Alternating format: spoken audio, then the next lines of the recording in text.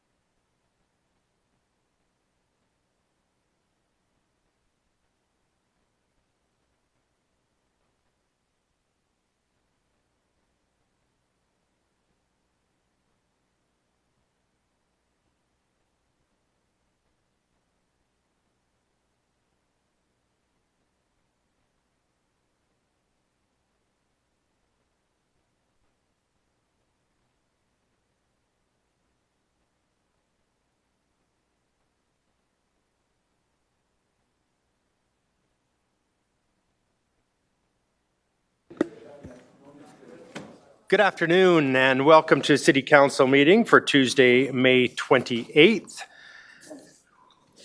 We will start with a roll call. Madam City Clerk. Thank you, Mayor Higgin. Councillor Crowson. Present. Councillor Dodick. Present.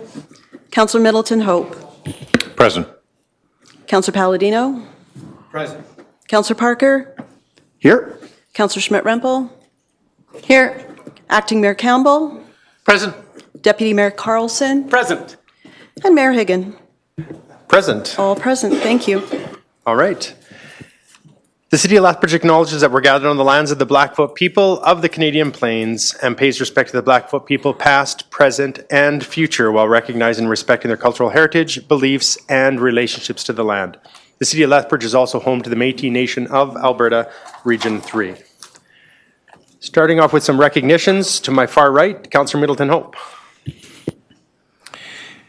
Thank you, Your Worship. Well, there was a number of things last week. Let's start off with the Asian Heritage Festival on the weekend. Both the Mayor and I attended the Asian Heritage Festival and had a great time, lots of opportunities to try different foods and to spend lots of time with folks from our community.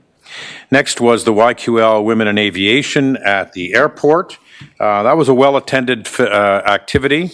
I did note that there were, and there will be some that were at that event, there were 4 airlines that were present, and none of them fly out of Lethbridge, so I certainly made a pitch with all 4 of them.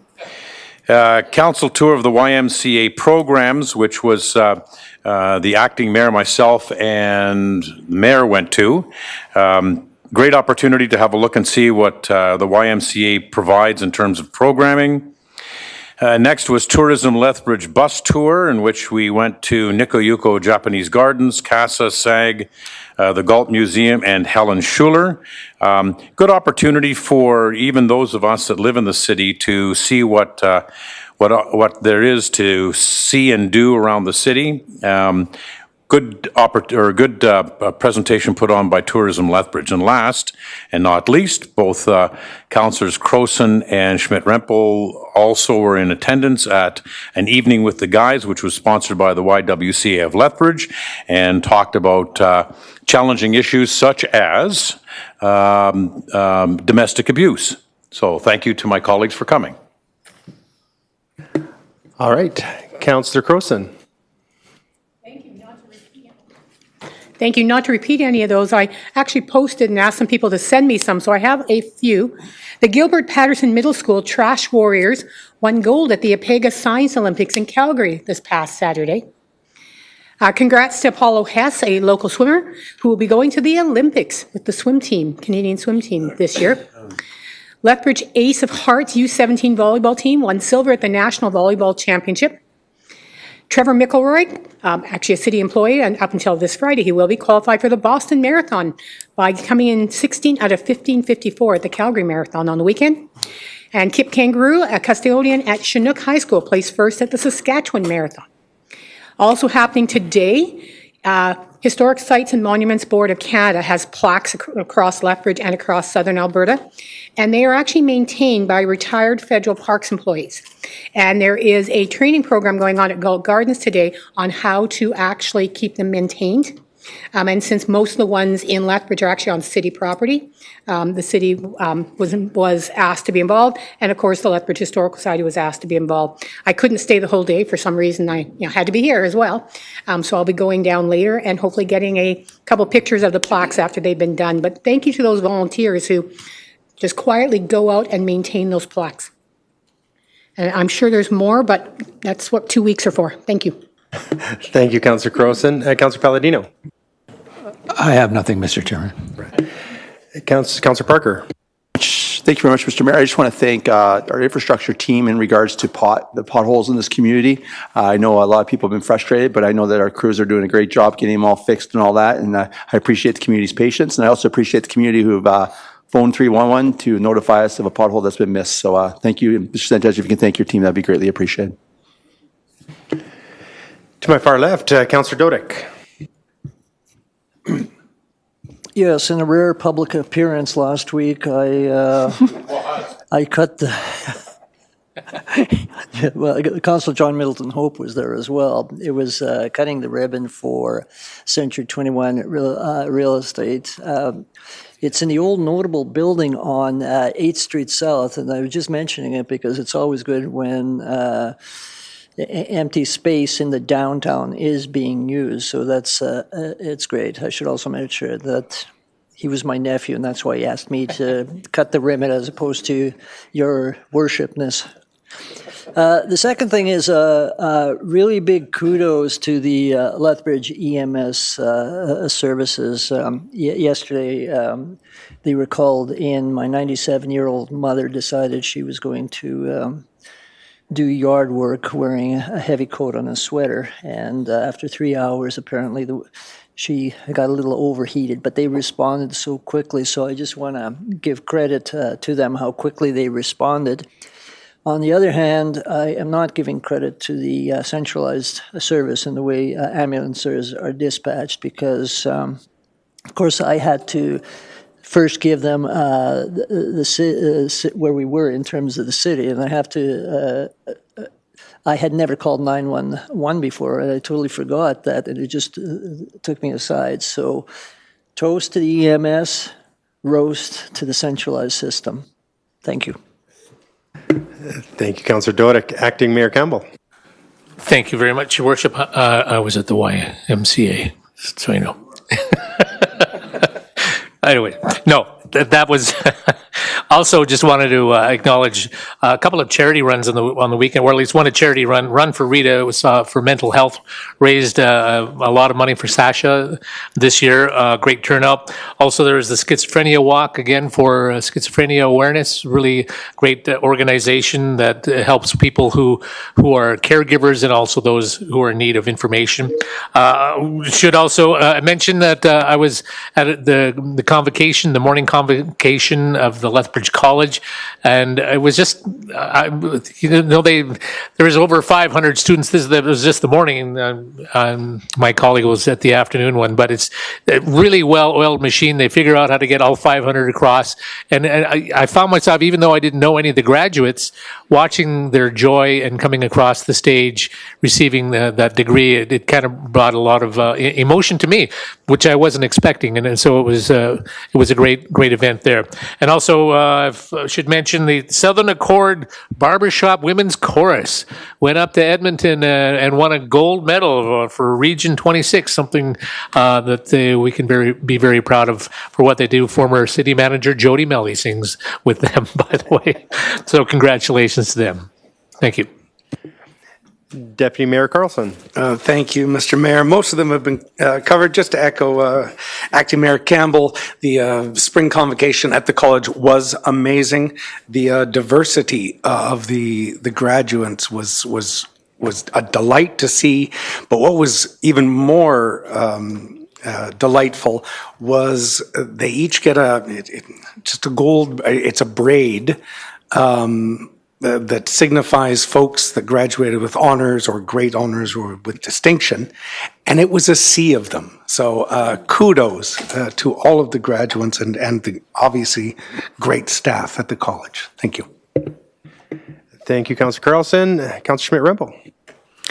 Thank you, Mayor Higgin. A reminder that Arts Alive and Well in the Schools is currently on at the Southern Alberta Art Gallery. This exhibit showcases artwork from students in Lethbridge grades K to 12, and the exhibit reminds us that art is a fundamental aspect of learning and development. The exhibit runs until June 15th. Congratulations to the University of Lethbridge and University of Calgary on the signing of the Memorandum of Understanding for the Rural Medical Education Program Training Centre for Lethbridge. The innovative partnership through the Innovative Partnership, aspiring medical professionals will have the opportunity to complete the entirety of their U of C medical degree right here at the University of Lethbridge. I was also honored to attend the Norwegian flag raising on May 17th in celebration of the 1814 Norwegian Constitution Day. A couple reminders that starting today through Sunday is Foodie Fest in our downtown core. I understand there are food trucks and some samples downtown right now. And on Saturday, the Crossings branch of the Lethbridge Public Library is hosting the Big Truck Petting Zoo. So certainly something I encourage you all to get out to. If you have not seen this event yet, it really is one to take in. And finally, congratulations to all of the graduates in Lethbridge and Southern Alberta over the past couple of weeks. We've had the college graduations. We've got the University of Lethbridge graduates coming up this weekend or this week. It's definitely exciting to see. Best wishes for your futures, and we really can't wait to see what's next for all of you. Thank you. Thank you, Councillor Schmidt-Rempel. Yes, a ton of graduations going on these past few weeks and more to come. I had the opportunity of attending one on the weekend for my niece for LCI grad. It was a very well attended. Many graduates crossing that stage, and it's a long time to wait for that one name. However, it's, you know what, everybody is that time to make your way across the stage, how important that is. Most have been covered here. I do want to touch base on an event that I attended, the Trianda Ukrainian Dance, Glory to Ukraine. It was a dance festival that was on over at the Yates. Absolutely amazing. Everything from kids that are 3-4 years old right up to adults that were dancing in that festival. It was absolutely amazing. If you ever have the opportunity to take in anything that has Ukrainian dance in there, please, I recommend you do. It was absolutely amazing. A shout out again to Rita's Run that happened on the weekend. Sandra, who is the sister to Rita, that the reason for the race, that struggled with mental health, has put on this event for a few years, and it gets bigger and bigger each year. And so I want to give a huge shout out to her because she brings everyone together and is really focused on mental health awareness. And so a huge shout out to Sandra from Kinetic and YQL Row for her work there. And Disability Support Agencies Walk I attended, and it's amazing to see. When you talk about disabilities, a fellow got up and spoke and had said, well, actually, I consider it abilities. And it was the way to really kind of look at it. And he says, this group of folks that were there are always happy. And I thought, you know, we could all take a chapter out of their lives as far as they're happy. We had music, everyone was dancing and singing. I was over at Cass after this walk. So the disability support workers were together with those that they support. And it was absolutely amazing. So a huge shout out to those folks. It is literally a calling. I'm thinking to do this because the work sometimes isn't the easiest, but I'll tell you what, they did an exceptional job in the work that they do. And in closing, can everybody, if they can, long moment of silence for my Oilers. But Schmidt-Rempel here. No, Calgary Flames down here. No, there's no pity there. But yeah, so thank you very much, everyone, for those updates. And with that, we will go on to the adoption of the agenda. I have a resolution from Acting Mayor Campbell that be it resolved that the agenda of the regular meeting of City Council on May 28th, 2024 be adopted as presented. Acting Mayor Campbell. Are there any changes? Yes, Acting Mayor, we do have a few changes to today's agenda. For Council's consideration, we're going to add to the closed agenda, quarterly city manager performance check-in verbal, and that would be 14.3. Item 4.3.1, which is the Affordable and Social Housing Capital Funding Request, Lethbridge Housing Authority, we're also going to add to the closed agenda. And we're going to bring forward closed items 14.1, which is labor negotiations update, and 4.3.1, Lethbridge Housing Authority request, to be the first item of business after the consent agenda for Council's consideration. All right. Oh. Councillor Carlson. Thank you. Thank you, Mr. Mayor. I'm just curious about that ordering. So are we pulling 4.3.1 from the? Yeah, I jumped the horse. So consent's next. I'm imagining that one will be pulled. Okay, So, thank you. I just wanted to make sure we didn't Thank you. approve the consent. Yeah, moving on to consent next. So with that, as amended, Acting Mayor, Yes, as amended, I'll call for my colleague's support. question's been called. All in favor? And that so passes. And we will now move on to the consent agenda. All right, with 5 pages here, I'm hoping my colleagues have had the opportunity to go through the consent agenda with the additions. All right. Oh, yeah.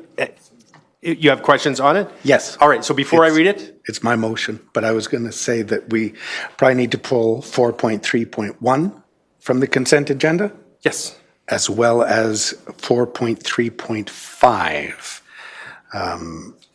The reason for 4.3.5, if I can, I think is the fact that several of us weren't at the economic meeting, and I was hoping we could maybe bring that forward to the public agenda so that those of us who weren't able to attend could get a bit of a refresher on what happened. Going to pull out, absolutely, that's a Thank you. great idea. So those two will be, so as amended, and you've seen the consent agenda with the change of 4.3.1 and 4.3.5 being pulled for further discussion. Is there any further questions? Councillor Dodick? Oh, no, I was going to pull it. Oh, you've already, all right. Have we pulled 4.3.1? Yes, 4.3.1 and 4.3.5. Okay. I didn't know you were going to pull it. Yeah, I was going to pull it. All right.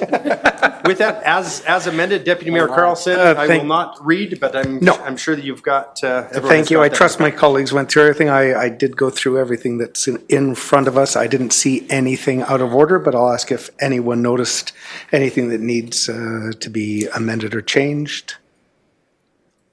There was one interesting thing in the minutes. Mr. Sarsfield was just called a city clerk. I'm assuming it meant acting city clerk, but I really enjoyed it. A city clerk was there. But, yeah. But if there's nothing further, I'll call for the vote. I see nothing further. Question's been called. All in favor? All right, so carries. And with that, we have a motion to go in closed.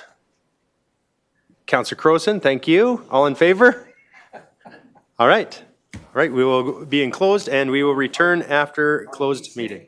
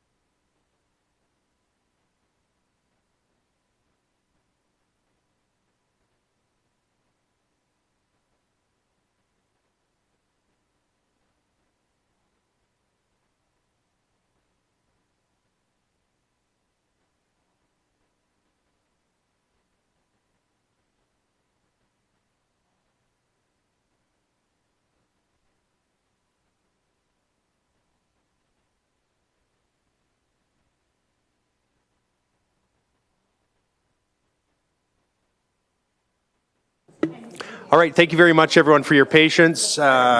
Sorry, we never know in closed how long it's going to be, so again, thank you for your patience. We will move on to official business 6.1. I have a resolution from Councillor Middleton Hope, customer parking at City Hall.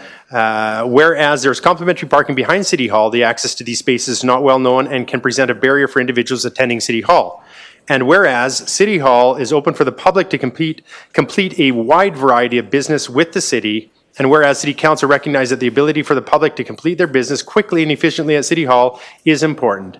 And whereas City Council has previously established grace periods for the metered parking in the front of City Hall located on the south side of 4th Avenue South between Stafford Drive and 11th Street South.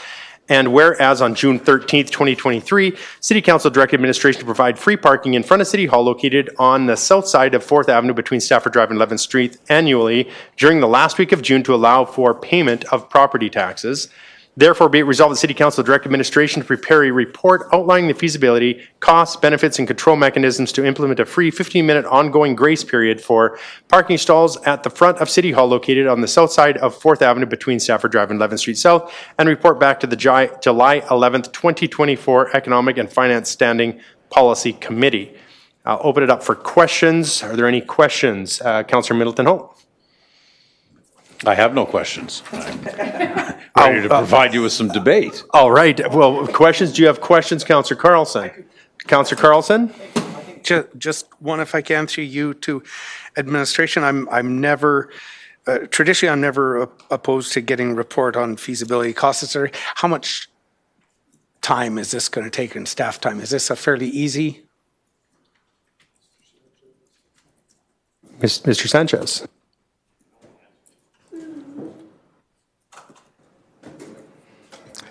Yep, it's here. Thanks for the question. And it will probably take us only a couple of weeks. We have done some pre-work in terms of changes like this. But with that being said, we also need to talk about different options that we currently have in place, not only in front of City Hall, but on the back. I believe we have somewhere between 20 to 24 customer parking stalls and options that will be there. So putting this all together, even though we have some information, we're going to require at least the time that is in the motion to come back and report with those options and the costs associated. There are costs from programming, from staff enforcing this, so we will need at least, I will say at least to do the work 4 weeks, 5 weeks, and then come back and report. And thank you for that, Mr. Sanchez. I guess my question may not have been quite clear. I understand there's a lot of implications, and I hate if I'm warm or cold on something, I'd rather vote on it without the information, if I know the information is going to cost a lot of money to acquire. When you say a couple of weeks, that's not one staff member or 10 staff members working flat out for 4 weeks. That's a few hours, but it's going to take some time to get the information put together. That's correct. That will be mostly one staff member, and it will be somewhere, I don't know, maybe 2-3 days work. Perfect. To get this together. Thank you. And Mr. Sanchez, I guess the question I'd have for you is understanding how the system works now with our metered parking. This is all, of course, going to go into account when you prepare this information. How do we know if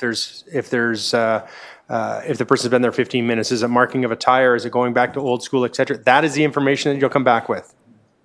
That's correct. Most of the details are in terms of labor, programming changes, and the cost that will be associated with this initiative. So that's where we're going to be doing those details. Because if we do 15 minutes again, that will be a staff that will need to go there and manually chalk and come back later. So it's all the labor included into that one. Is there something, and I don't know who could answer this, if we do have free parking in the back, I do notice it quite regularly, it is available, but of course, as the resolution states, not everybody knows that. Will this include possibly some signage? So next time you're in, by the way, there's parking in the rear, free parking, et cetera, so we can preemptively do this information, or do this these notices prior, or will you bring that back, or these are some options? That will be part of the package that will come back. Okay, thank you. Councillor Dodick. Oh, no, actually, you brought exactly what I was thinking is the locations and signage that could be, and say, free parking for you people out back. So you've already addressed it, thank you. For you people. It's you, yeah. Councillor Schmidt-Rempel.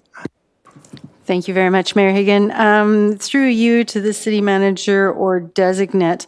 We recently just did the study on downtown parking, and there is a 7-minute grace period in effect for downtown. Is that not in effect for what's out front as well? I have Mr. Burke here that can expand on that. My understanding is that that is applicable across the downtown area, but yeah, and also that's a good point. What he just reminded me, that's post-payment. So once you pay the first time, you have a grace period to top up if your time runs out. So you have to pay to start with in order to pay be to start eligible with to that. the 7 minutes after that. Okay, and I guess then to the mover on this, would we not implement this for all of downtown? Why not?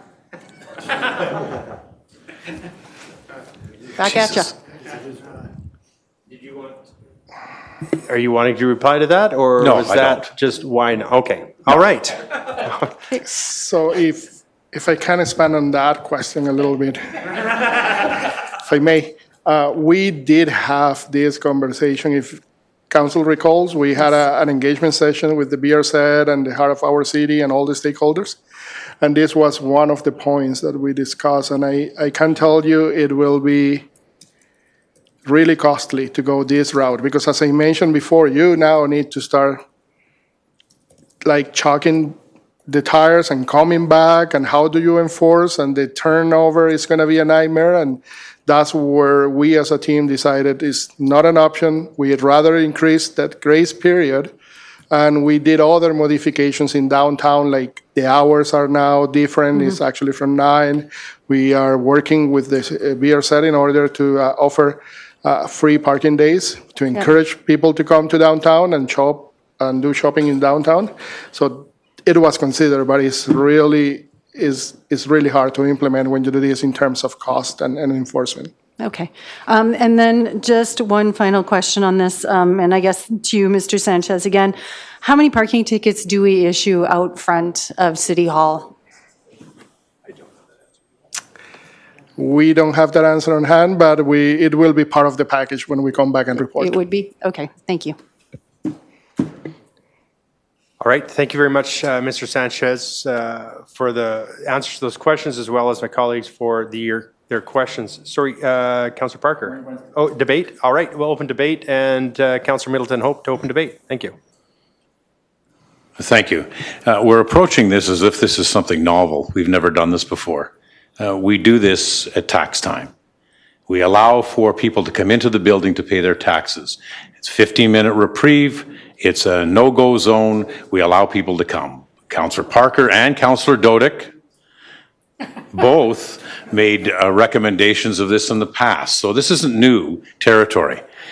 Complimentary parking is available, but it's inconvenient. The front of City Hall is on 4th Avenue, not at the rear of the building. That's where people come to the building, is at the front. We want to encourage people to conduct business at City Hall and to reduce inconveniences associated with attending the building for business purposes. Most businesses come in at the front counter may be completed peremptorily. They're generally done within 15 to 20 minutes.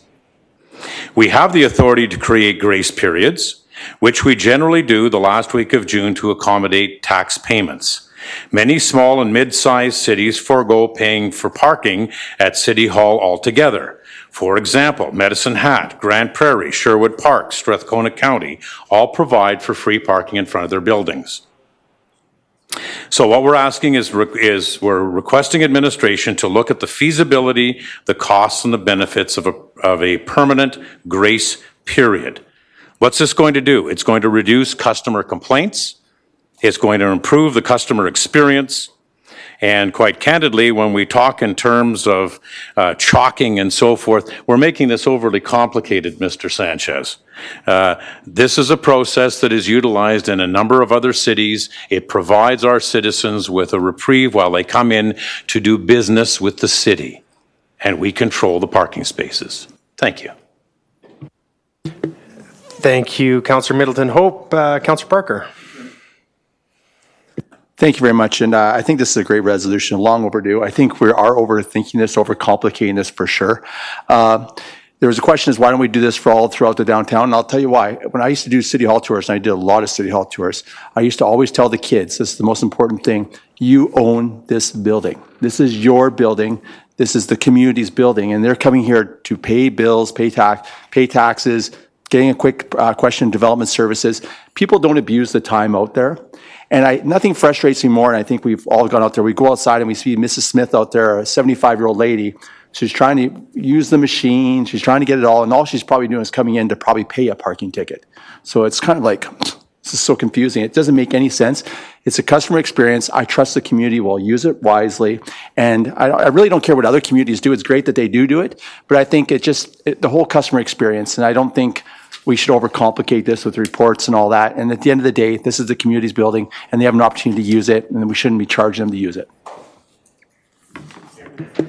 Councillor Schmidt-Rempel.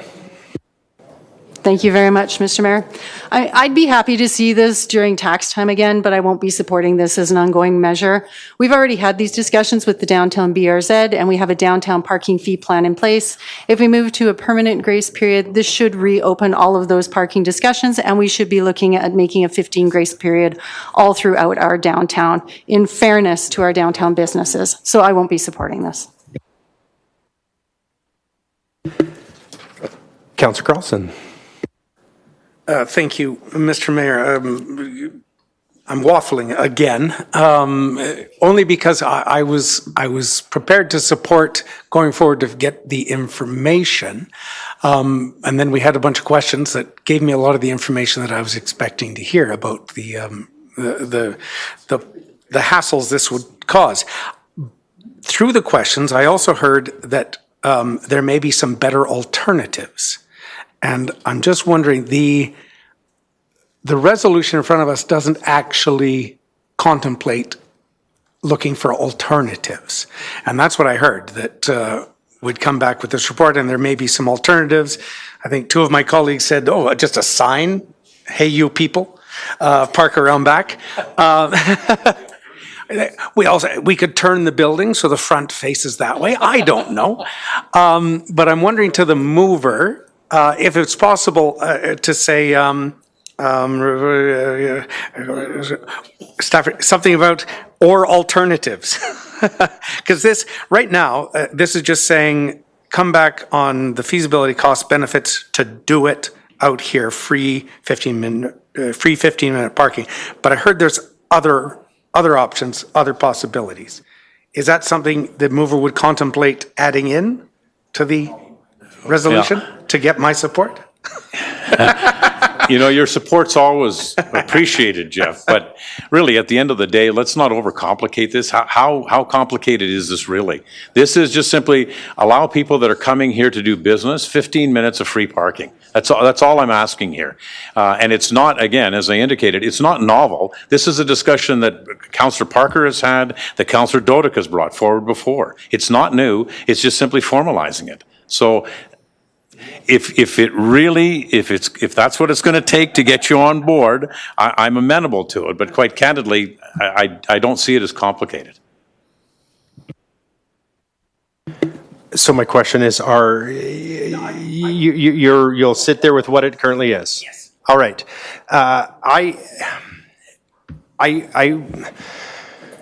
will support this, but I'm hoping that, well, surprise, right?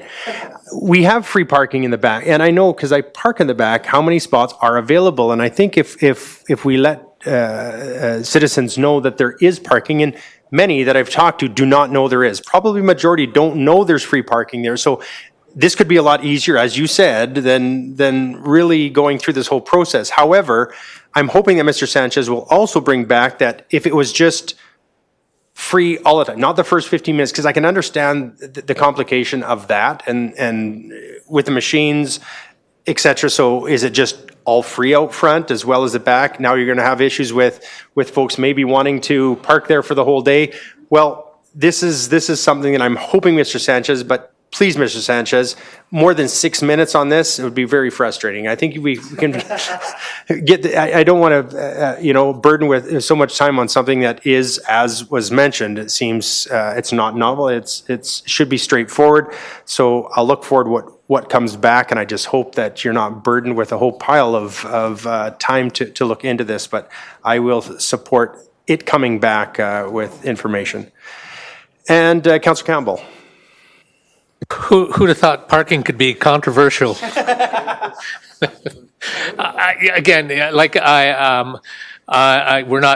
don't want to overthink it either. And I think just getting the information, just bringing the information.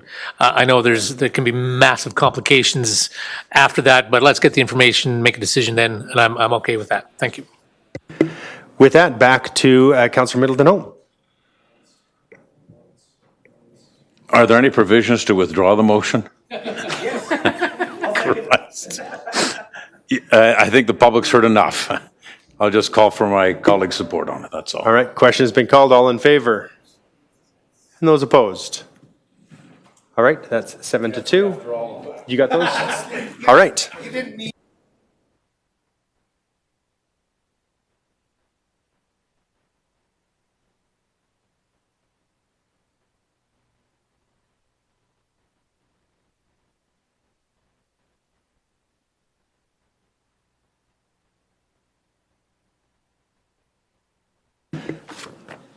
All right, we'll move along to a motion that was pulled from the consent agenda. And Councillor Dodick, before I read it, would you like to give some background to this? And this is 8.1. This is recommendation of Economic and Finance Standing Policy Committee, motion arising affordable and social housing capital funding request for Lethbridge Housing Authority. Actually, okay. We'll give some background. If you put it on the screen. Okay, by way of summary, this resolution has two components to it. The first one is deferring the payment to August 31, 2024. And the second component is to direct the resolution that was passed at the Economic Finance Committee and referring to the City Council to actually referring that motion or deferring that motion to the June 11, 2024 meeting of City Council. So what's going to happen if we do move it to the June 11, 2024 meeting?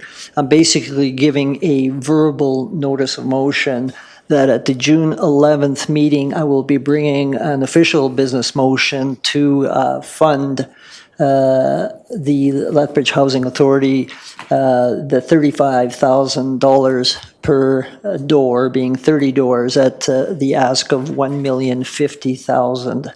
I'll explain it in more detail, but I'll just give you just a bit of a background. What happened was the province had in fact funded the Lethbridge Housing Authority for this housing at just over around $10.2 million. There was a little bit of a confusion as to whether 25 units were funded or 30 units were funded, and the reason for that was that there was some information that we didn't have, or I didn't have readily at my disposal at the time at the Economic Finance Committee, and that was that in fact predating all of the announcements of 30 units and so on, the actual contract with the province was for 25 units. So there is a change in scope, in the sense there's more units, and there's a change in use in the building itself. In the past, we've had no problems with other organizations coming in and giving them money from this fund, which presently has $2.7 million in it. So there is no reason in my mind to change Lethbridge Housing Authority any differently than any other organization seeking money for this very worthy project, as all of the other ones have been as well. So that is the reason, and I will expand on it a bit more on June 11th, that I will be bringing that motion. At that time, of course, I'll be asking for council support to fund the ask of $1,050,000. So that's the preliminary to it. Kind of your notice of motion already, right? That was a verbal Verbal notice of motion, all right. With that, Councillor Croson? I have a motion for amendment to go to the June 13th Economic, not June 11th Council, because I believe it would be a conversation better to be held at an SPC. This can be friendly, or it can be, we can vote on the amendment, or be friendly or hostile. But I want to bring forward that motion, or that amendment. Oh, I will not be treating it as a friendly amendment. all right, so we will Formal vote motion to on amend this, and then a motion arising, is that? Amendment. The amendment after, but, so we work on the amendment first as not being friendly. I'm glad you're far apart. That's right. So just give just a minute for clerk's office here to get this up.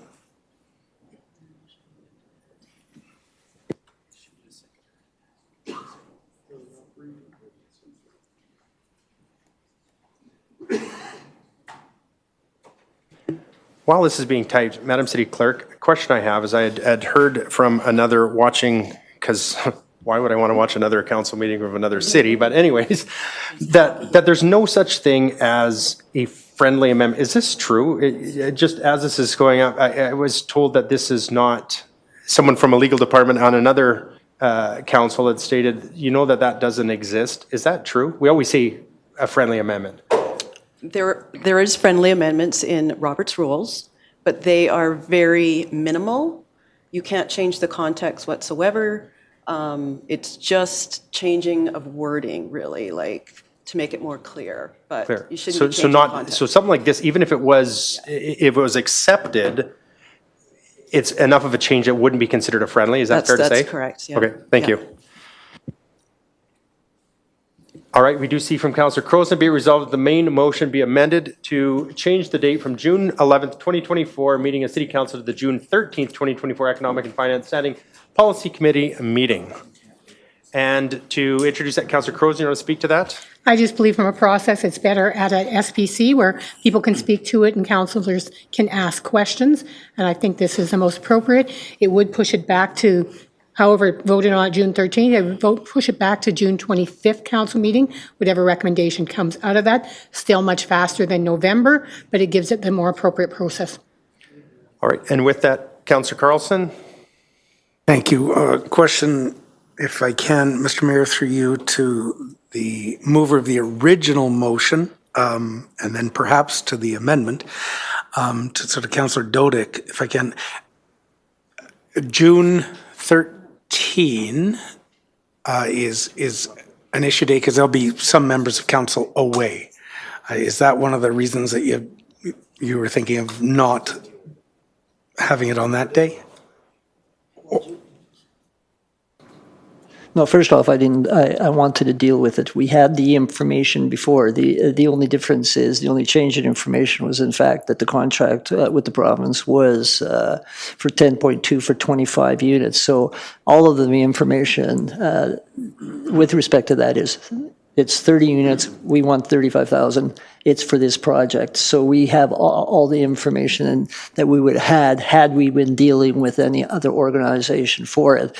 So the June 13th, yes, I am gone on June 12th, but I didn't think that we needed to have an SPC to discuss this any further, and that we could actually make a decision on the June 11th date. So we got an interesting situation here because the amendment is to change the economic SPC recommendation to actually go to the June 13th to have further discussion, but that does in no way preclude me from bringing the official business motion at council on June 11th, which will occur. Okay, so I would encourage members of council to not support this amendment. Thank you, Councillor Dodick. I too will not support this. I do believe we've received the information from a previous meeting, and majority of it, with the exception of one clarification, which we have all received. And so with that, I will not be supporting this. Back to Councillor Crowson to close debate. Oh, sorry, I'm sorry, Councillor Carlson. You'd have the second question to the mover of the amendment. I do enjoy process. Councillor Crowson, you said that to move it to the SBC will be more in keeping with process. Can you just maybe expand on that a little bit for me? Because I believe we did already have the information, and we now hear it'll come as an OBM regardless. So I'm just wondering what the process is that needs to be followed. I just believe there are more questions that council would like to ask that would involve members of the community and gives time for clarification, and SPCs are designed for those. It would only be a 2-week delay from what Councillor Dodick is suggesting, and it certainly would be much faster than a November decision. Okay, and a final question now on that, through you, Mr. Mayor, to maybe the city clerk. Is there a way to kill two birds with one stone? I know that the SPCs are what we traditionally use to ask questions and probe for information. If the applicant is available on a council day, could that be accomplished during a council meeting? That would be a decision of council to make that motion to have people speak at that meeting. Okay, thank you. Councillor Carlson, killing two birds with one stone. You are a lover of anything. How does that work? All right, with that, to close, Councillor Crowson. I'll just call the question. Question's been called, and this is to support just the amendment right now. As on the amendment, all of those in favor? And opposed? So, side to side. All right, so that does fail. So we'll go back to the resolution that was before us previously. And to open debate, Councillor Dodick. Actually, it's yeah, it's basically moot. In the sense, not necessarily. I would ask for council support for this, bearing in mind that on June 11th, the first operative clause will still be in effect, and that is the postponement of or deferring payment to August 31. We're postponing the economic SPC resolution to June 11th, but I've already served notice that I will be bringing an OBM to fund Lethbridge Housing Authority at that time, and I suspect that Lethbridge Housing Authority has gotten the message that maybe there might be some questions. So, will you be available on June 11th? Okay. All right. Councillor Dodick, to your point earlier, we've got the first part of the defer the payment. Would you be fine to vote on these separately? We don't have to, really, just to because get that done? all we're doing is deferring the, it'll still pass, right, today. And what's happening is we're simply deferring the resolution that we had passed on economic SPC to June 11th, and I will preempt that with my motion. If it's successful, then this one dies. And yes, thank you, Madam City Clerk, that we should have that LHA be allowed to speak at the council meeting. If we can add that to the motion. And the public? Sure, certainly. I would like to see it. Then So public, LHA and public to speak at the... Sure. That's fine, okay. I believe that's called an SPC. We're just doing it on June 11th. Well, at least I'm here on June 11th. I'm not here on June 13th, and I don't believe the mayor is. So. All right. Councilor Lynn Hope. A question then to, who the hell's the mover? All right, whoever the mover is, could you please bring down the first operative clause? So if it's you, I would have no difficulty dividing the two and voting on the first resolution and vote on the second one separately. All right, so you've put that on the table, so we will divide the first and the second part. So the very first being the deferral of the payment. Correct. So we'll vote on the two separately. And I see no further questions in the queue, so on the first, so it's be it resolved the City Council defer payment August 31st, 2024 for the servicing costs associated with bringing utility services to the parcel for the project at 416 Stafford Drive North. All those in favor? And that's passed unanimously. All right. And on the second, which, did you want me to read it, or I think we've got it up on? We've already debated this and as well, okay. Questions and debate? So with that, Councillor Dodick, to reopen? Is that what you're in line for?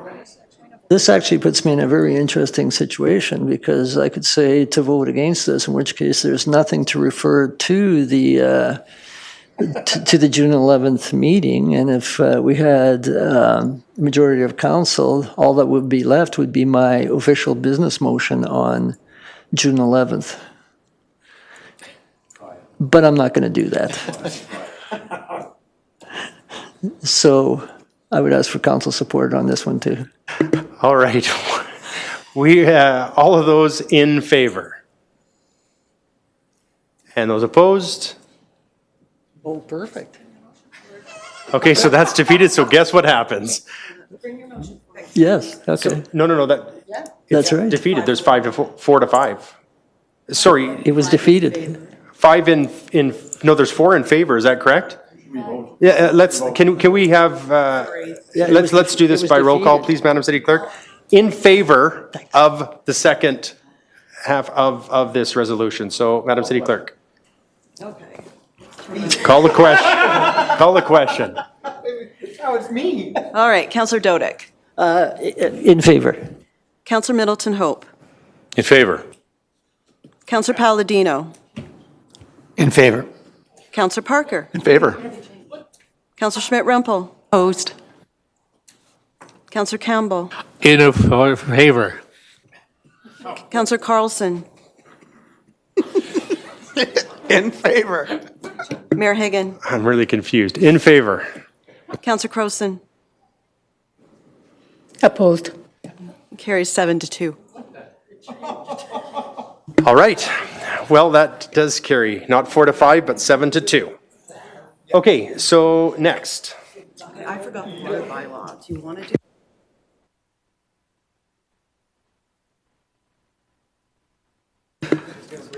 All right, I do have a, go back to bylaws, 7.1.1 for second reading from Councillor Dodick, bylaw 6445, amendment to bylaw 3999, water services bylaw. Be it resolved that bylaw 6445, amendment to bylaw 3999, water services bylaw be given second reading. Councillor Dodick. Would you give me a second to find it?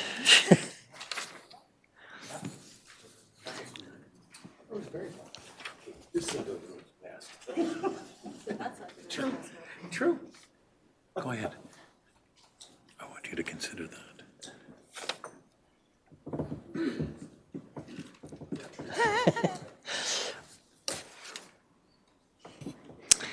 All right.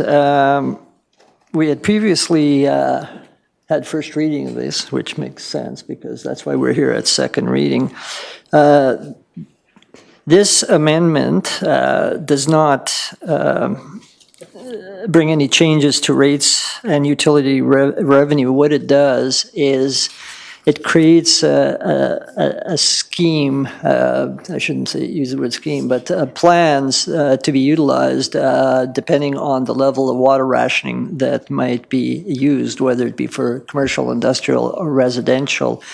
And there's a number of stages, and they're referred to in Schedule E. And so, for example, Stage 1 talks about prohibited actions, watering that results in runoff, including to ditches, and so on.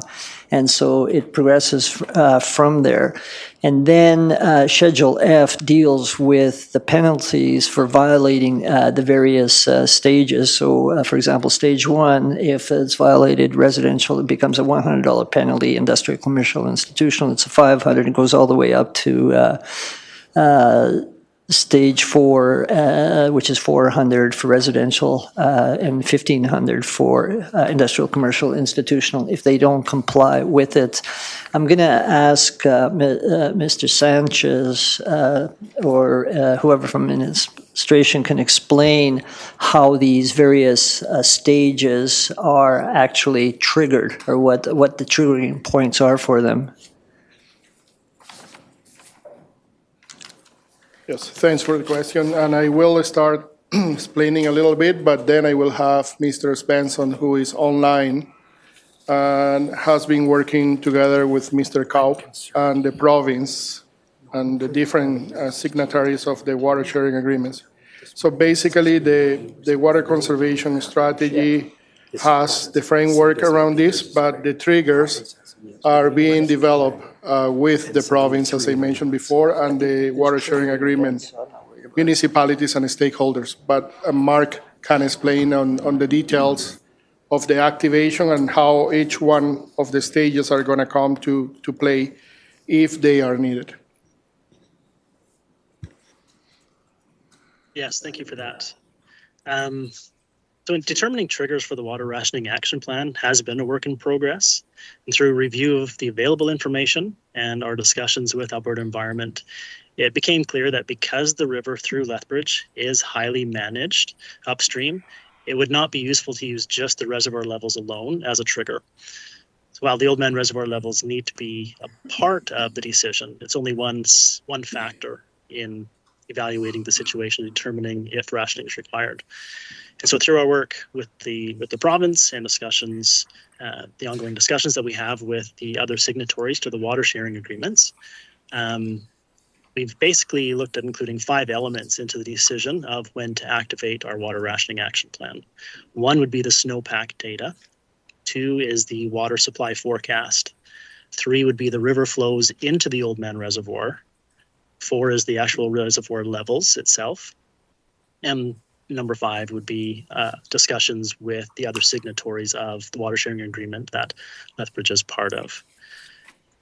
Now, the majority of this information of those elements that I just listed do come directly from Alberta Environment. And so we do rely on them to provide us that information and those discussions with Environment to understand what that means in terms of the forecast or water supply forecast for the city of Lethbridge. And so along with that information and discussions with the signatories, there would have to be some discretion on part of the city, taking into account all of those pieces to determine when our water rationing action plan would be activated or deactivated. Thank you, Mr. Svensson. Councillor Dodick? Okay. And if we need to activate any of these stages, how do we notify the folks affected? That would be the residents, commercial, industrial, and so on. I will start, and Mark, feel free to add anything else. This will be done through the working group, and that working group within the city is communications is one of the main stakeholders.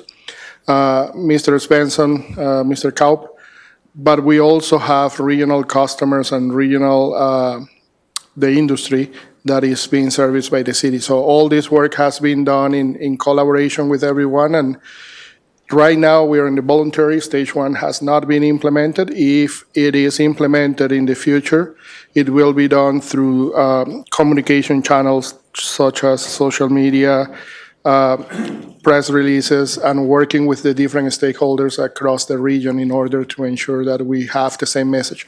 Not only the city of Lethbridge, Mark also mentioned we're working with the city of Medicine Hat, the irrigation districts, and the county of Lethbridge, which are all signatories of the water sharing agreement.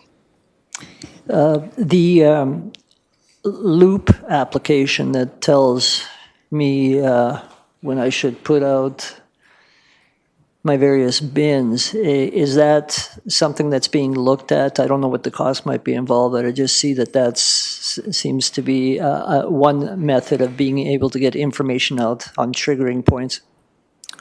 I will defer that to Mark. I'm not sure if that has been part of the conversations they have had. I know we use the app for transportation, waste and recycling and other areas, but not sure where we are at in that particular.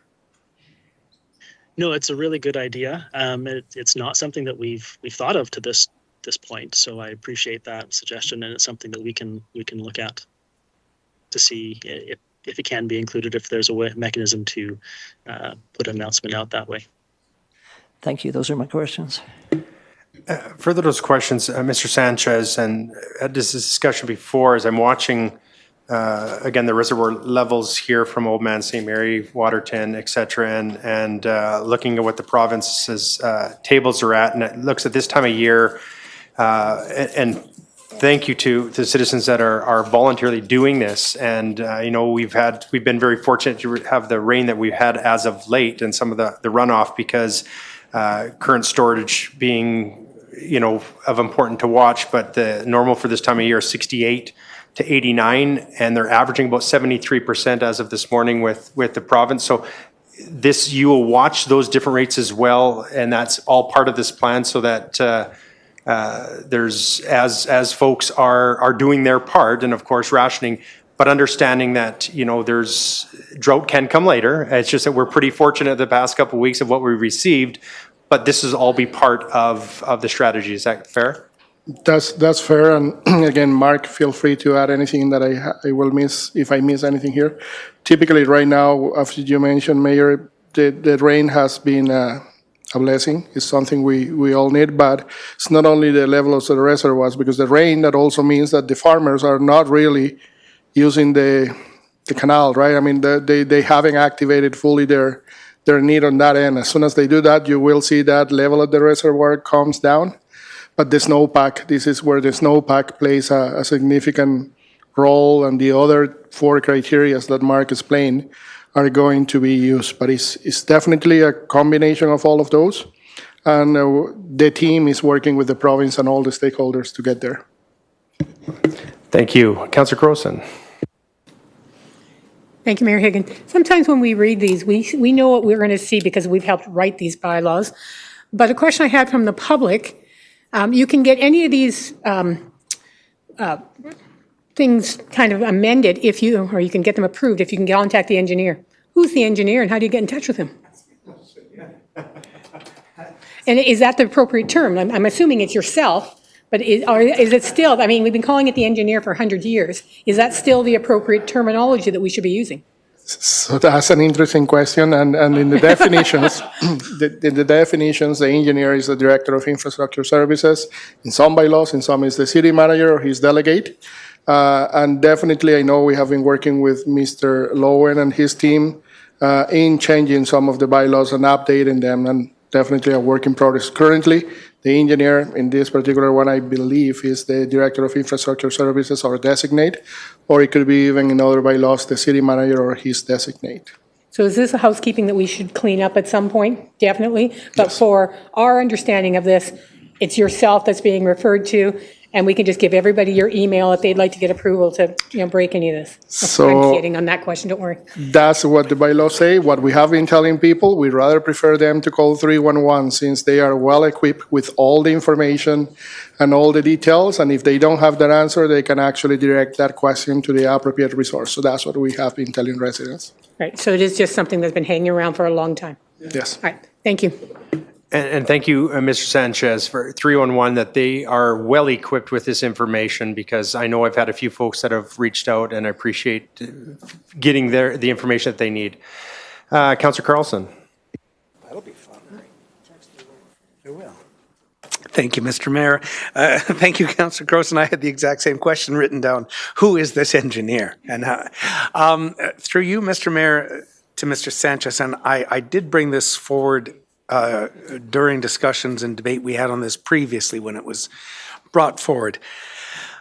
I have a lot of issues with allowing people 2 hours maximum one day.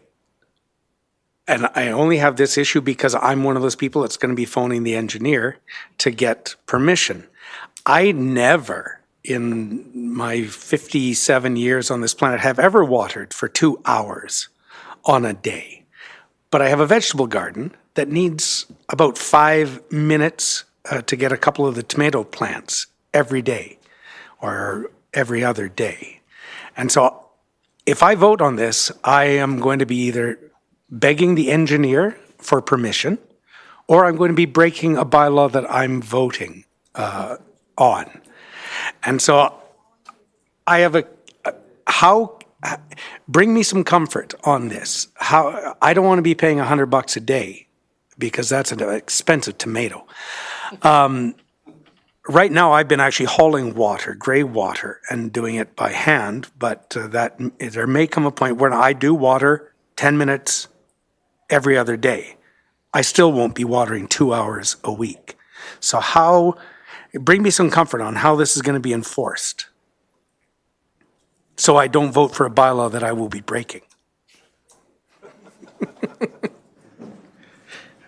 Again, that's an excellent question, and I'm going to go back to the wording on what we have for the different stages, and it says watering that results in runoff.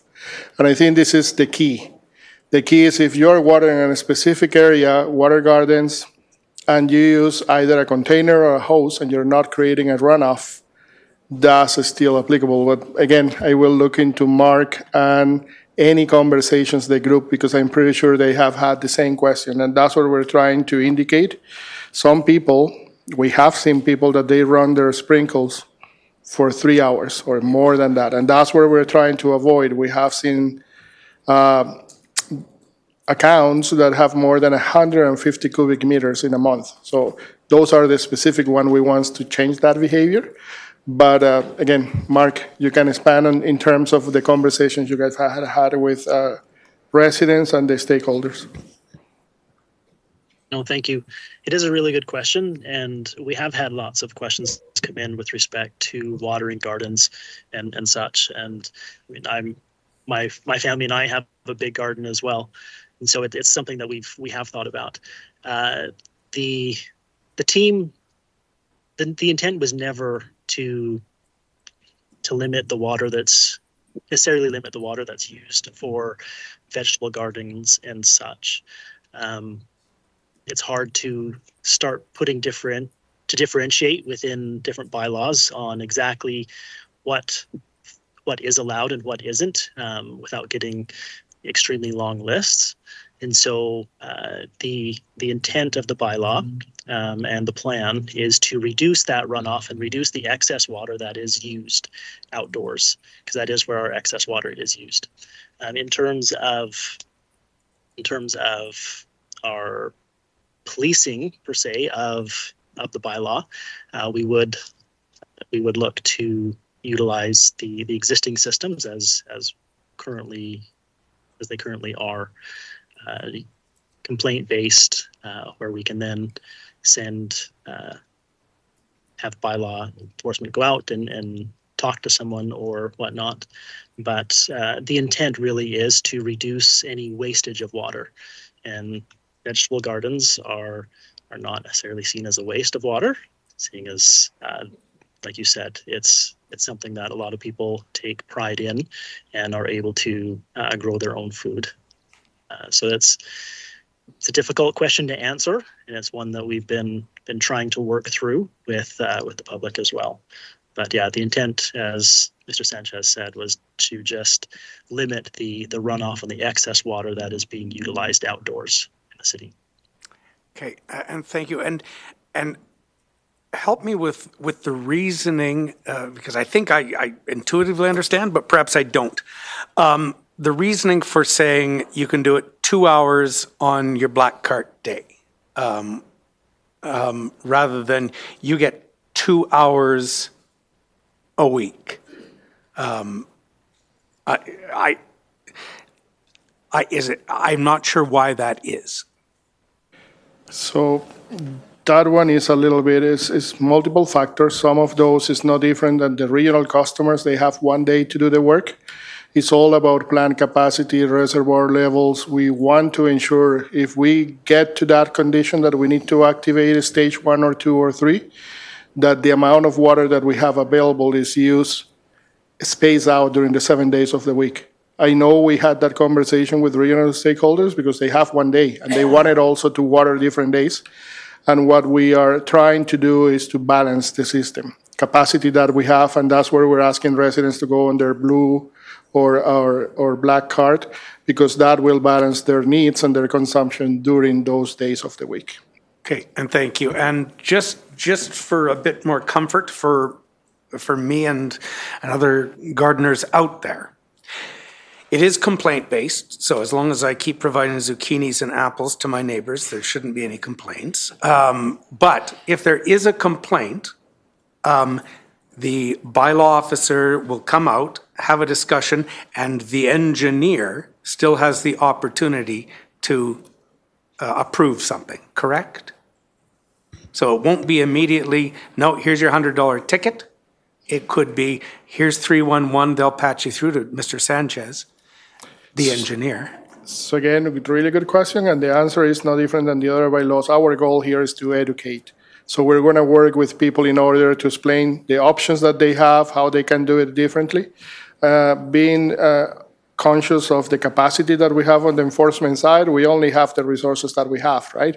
So this will be dealt depending on the volume of work that they have, and we are going to ensure the key message, and that's where we are investing a lot of time, and Mark and his team are working a lot, is on the communication and outreach. And even the regional customers, there is a working group only with communications people helping us in order to convey that message. So that's what we want to do. There will be options. If somebody has a special need, they can contact 311 and we can address that through the engineer or his delegate to address that situation and make sure we provide the options. I think you want to put that "or delegate" in writing. And thank you, Mr. Mayor. And the reason I sort of did spend a lot of time on this is because of the education process, because we're at the point where folks are planning their gardens. I've heard a lot of people saying, I can't this year, the city's not going to let me. And so I just want people to know that we're not trying to dissuade folks from doing their vegetable gardens. I know that all of my family and friends we're not putting in flowers. This year, we're going to focus on vegetables because we do know there are issues. So but I don't want people to stop their vegetable gardens, especially with the price of food these days. So that's why I spent so much time, Your Worship. Thank you. Thank you, Councillor Carlson. As we've heard many times, and believe it or not, that the system is broken, and so you probably won't end up at the correctional facility, but if you do, I will bring you a tomato sandwich. All right? Thank you. All right, next in line, Councillor Middleton Hope. Thank you, Your Worship. A few questions from people that I speak with. Number one, Mr. Sanchez, that's through Mr. Brierley to Mr. Sanchez, of course. We are not at any of the stages contemplated in Schedule E, is that correct? That is correct. We're currently at voluntary measures based on the current conditions. Okay, thank you. Second question is then, the water that we control is only the water that we consume. So the water that what we're talking about is we're talking about users like golf courses. We have no control over them because they draw directly out of the river. Is that correct? That is correct, and I know Mr. Spencer has been in conversations with them. I don't know, Mark, if you want to add any details regarding that. Yeah, I can add a few details. So the irrigation or the golf courses within the city do get their water from a couple different sources. Many of them get their water from the irrigation districts, so they utilize an allocation from them, and there's one or two that do have a license to draw directly from the river. And so yes, while we do not have jurisdiction over their water usage, we don't supply them water for use at the golf courses. We have been having conversations, and I'm looking to have some additional ones with more golf courses in the city to talk to them about their conservation measures and whatnot. The conversations I have had with some of the golf courses have been very positive. They are fully aware of the situation and have been developing plans of their own in terms of how they can reduce their water usage this year and still provide that service, that support to the community. Okay, thank you. Next question, which seems to be obvious, but I'll ask it in any event, does not include rain barrel water. So if somebody is taking water out of a rain barrel and they're doing their gardens like Councillor Carlson is, that does not count. Is that correct? I can take that one as well. Yes, that is correct. There you go. Pretty easy. All right. Last one comment and one question. I wonder if Mr. Sanchez, if we could be a little bit clearer in regards to the time that we are able to utilize water. So it's the black bin day between 12:01 a.m. and 11:59 p.m. on that day, so that there isn't, which I have heard from some people, thinking that they could skirt the issue by watering for 2 hours before midnight and 2 hours after midnight. So I will defer that to Mark, since he is the one that worked on the plans. Yes, we did try and be fairly specific, but we can, if needed, we can look at that again to clarify even further. Let's just make sure people know what they're getting into. Last comment is in regards to, you mentioned policing initiative. I want to assure you that this is not a policing initiative, that any comments that will go back to Mr. Sanchez or to regulatory services will be met with a warning to begin with. Is that correct? Rather than a fine first off? Yes, it would. Good. So it's a consequence, it's consequence management, it's not policing. Let's just be clear about that, because there are multiple consequences that are available to the public and also to our staff to be able to exercise. Thank you. Thank you very much, my colleagues, for your questions, and to Mr. Svensson and Mr. Sanchez, and those for your replies. I do have the resolution here from Councillor Dodic for a second reading. Be it resolved that bylaw 6445, amendment to bylaw 3999, water services bylaw, be given second reading. Councillor Middleton Hope. Councillor Dodic, yeah, you can take this one. Or the other one, yes. Okay, as noted at the beginning, this doesn't involve any rate increases. The triggering events in this bylaw have not occurred as of yet. Should that happen, hopefully it won't happen, then the public and the commercial, industrial, and so on will be notified about this. So this is a proactive step so that in the event the worst happens, that we do have to essentially mandate a water rationing. This gives us the authority to do so, and the penalties that will arise should we not do it. Although, as mentioned, mainly we're trying to educate the public in terms of water rationing, and hopefully that will take care of it rather than the use of a blunt force instrument like the bylaw. So I would ask for council support. Question has been called. All in favor? And that's unanimous. And for a third reading, be it resolved that bylaw 6445, amendment to bylaw 3999, water services bylaw, be given third reading, and the mayor and city clerk be authorized to sign and seal the same. Councillor Dodic. Call the question. Question's been called. All in favor? And that's unanimous. Thank you very much. We will now go right into our public hearing. We'll give a 10-minute recess quickly here. So at 3:20, be back to start the public hearing. Thank you. Can I? Sorry, go ahead. I want to declare a conflict.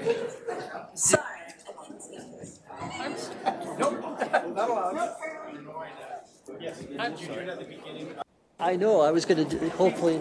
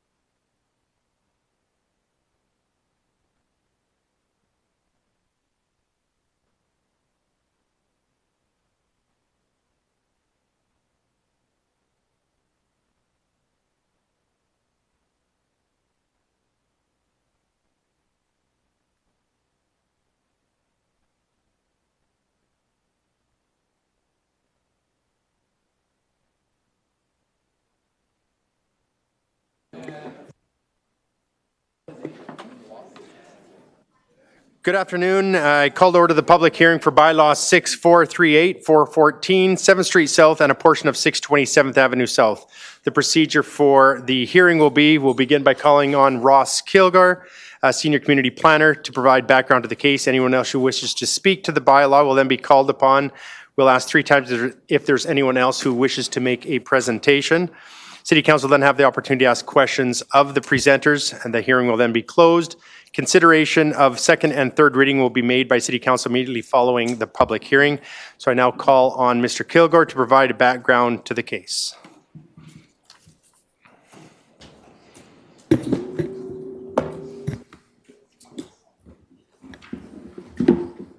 Oh, I'm sorry. I do have to mention one thing. As a conflict, my apologies, and thank you, Councillor Schmidt-Rempel. Councillor Dodick is on title of a nearby house as a result of financing requirements regarding a house owned by a family member who has declared a conflict. So I'm sorry, I should have mentioned that before. So thank you. The floor is yours, Mr. Kilgore. Thank you. Thank you, members of council. So I'll be presenting here to you today on this proposed rezoning. I apologise about my voice. I lost my voice over the weekend with a cold, so hopefully it holds out. So here we go. The applicant, is Opportunity Lethbridge on behalf of the City of Lethbridge, and they're applying to rezone the parcels from low-density residential and park and recreation to a new direct control district, bylaw 6438. So we can see here on the left the location of the site in London Road, about a block south of downtown. And then on the right image, we can see a closer in aerial photograph which outlines 714 7th Street South, which is that house in the southeast corner of the park, and the portion of London Road Park itself that is proposed to be rezoned. We'll take a quick tour at ground level of the site. So here we are at the southeast corner of the site, looking at 714 7th Street South, which is the house in the middle of the photograph. The alley to the south of that parcel can be seen on the left of the photograph as well. And then we'll move round to the northwest corner of the site that's proposed to be rezoned. I've added a green line to this ground level photograph here just to give a rough indication of where the boundary would be. So everything to the right of that line is approximately what is proposed to be rezoned, just to give you an idea. So you can see the southwest corner of the park here is a sort of roughly square area with a few trees on it, but no other amenities currently. And then moving around to the berm in the middle of the park. So this is standing on the berm looking south into that southwest corner of the park. Again, there's a green line to roughly indicate everything above that green line is what's proposed to be rezoned. So you can see what the southwest corner of the park looks like. Here we can see the existing and proposed zonings, and so the surrounding area contains a number of different existing zonings.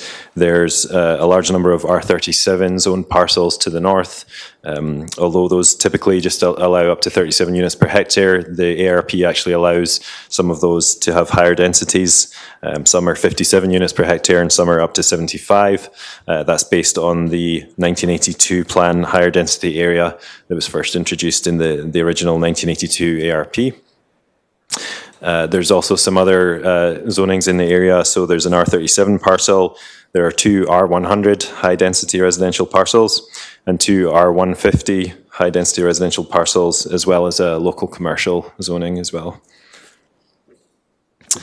So the London Road Area Redevelopment Plan applies to this location. It was developed over a few years leading up to when it was adopted in 2018 in consultation with the community and the neighbourhood association at the time. So it identified some issues that residents were having with London Road Park, where they felt there was an unsafe space and it put them off using it. The ARP proposed a couple of options to address that. One of them was to purchase 714 7th Street South and make it part of the park, so enlarging the park and improving sightlines that way. And then the other option proposed was to purchase that property and combine it with the southwest corner of the park, developing it for medium-scale residential, which was oriented to the park. So either option would improve sightlines into that the remainder of the park. The proposal today, of course, is for that second option that I described, and so that is what is being contemplated today. So it's important to note that the primary purpose of this rezoning really is to improve the functionality of the park and the feeling of safety in the park, not to create additional homes. That's not the primary goal. So here we see an oblique aerial photograph from the north facing south. So you can see the park parcel outlined in blue. And the purpose of this is just to illustrate that most of the surrounding properties aren't oriented towards the park. Only those ones highlighted at the bottom of the image to the north of the park are actually facing towards the park. The other homes around the park are all either oriented in the opposite direction or just side on. So that creates kind of a crime prevention through environmental design concern in terms of just having those eyes on the park, or passive surveillance as it's also known. So turning to the content of the proposed direct control zoning, it's based on the R75 medium density residential land use district. So these permitted and discretionary uses described here are allowed just the same in the R75 district. However, the proposed maximum density is 85 dwelling units per hectare, which would allow 10 dwellings maximum on the combined parcel. So the reason that's higher than 75 is the proponents had felt that they could accommodate up to 10 dwelling units on the site. So we looked into that. That would be about 82 units per hectare. So we left a little bit of overhead there as well to accommodate any changes in the measurements of the area. But certainly would not allow 11 units. That would be right over at 90 units per hectare. So this could see potentially up to 10 units, but it certainly could be less than that as well, because the eventual developer may feel that that's too many that they could accommodate.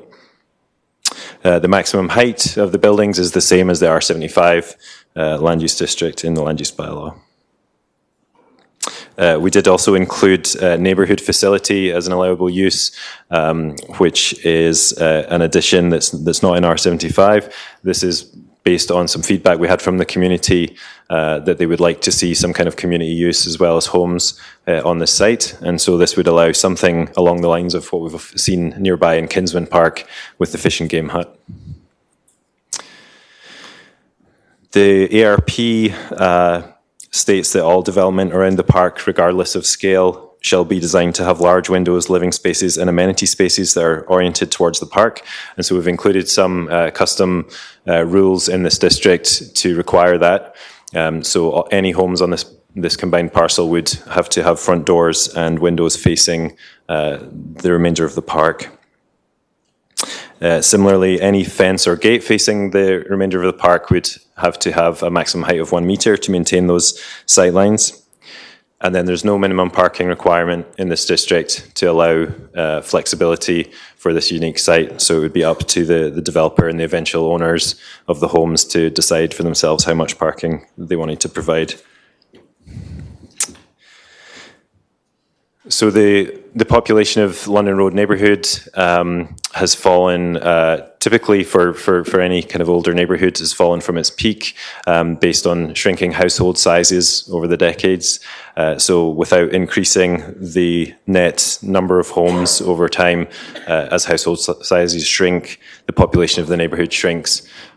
So adding homes here would be a secondary benefit to this. We've seen in the past few years an average net gain in this neighbourhood of only 2 homes per year, which isn't making much of a difference. But by adding additional homes into the neighbourhood, we can help to support local businesses in the area, schools, as well as helping to support, in terms of tax paying, all of the infrastructure that's in the area that's now being supported by fewer people than in the past.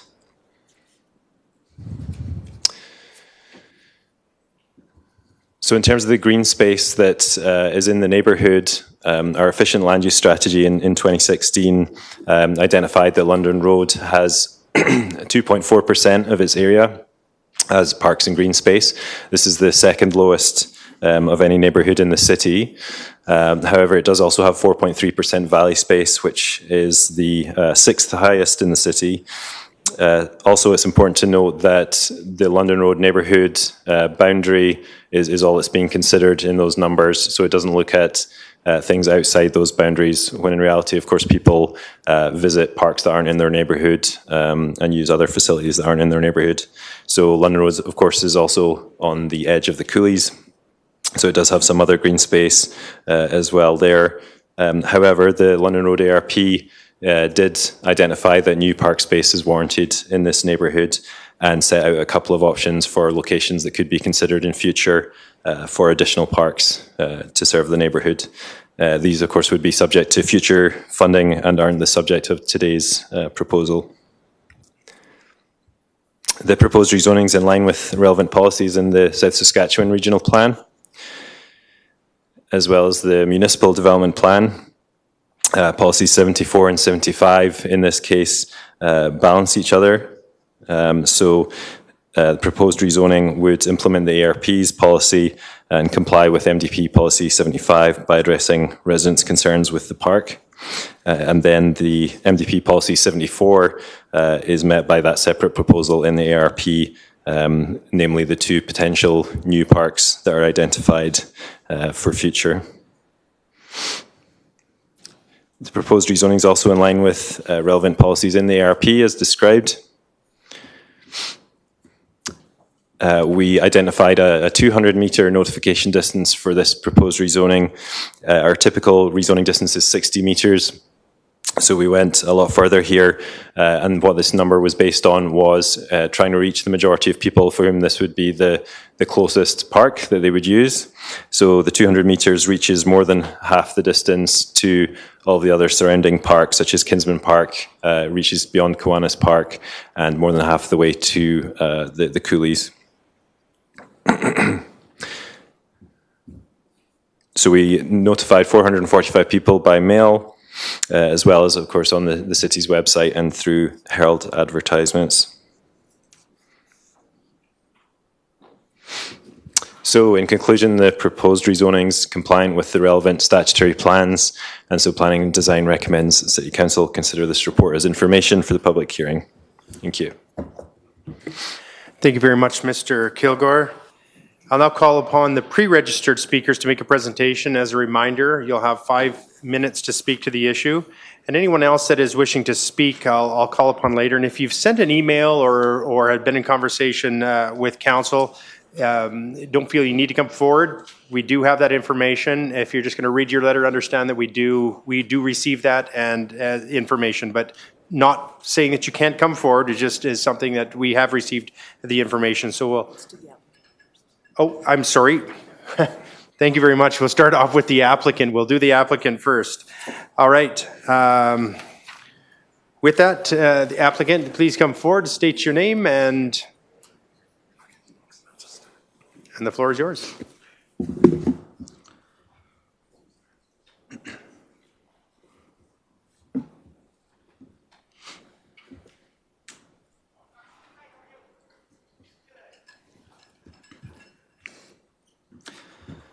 Good afternoon, Council. Opportunity Lethbridge is acting as applicant for this rezoning on behalf of the City of Lethbridge.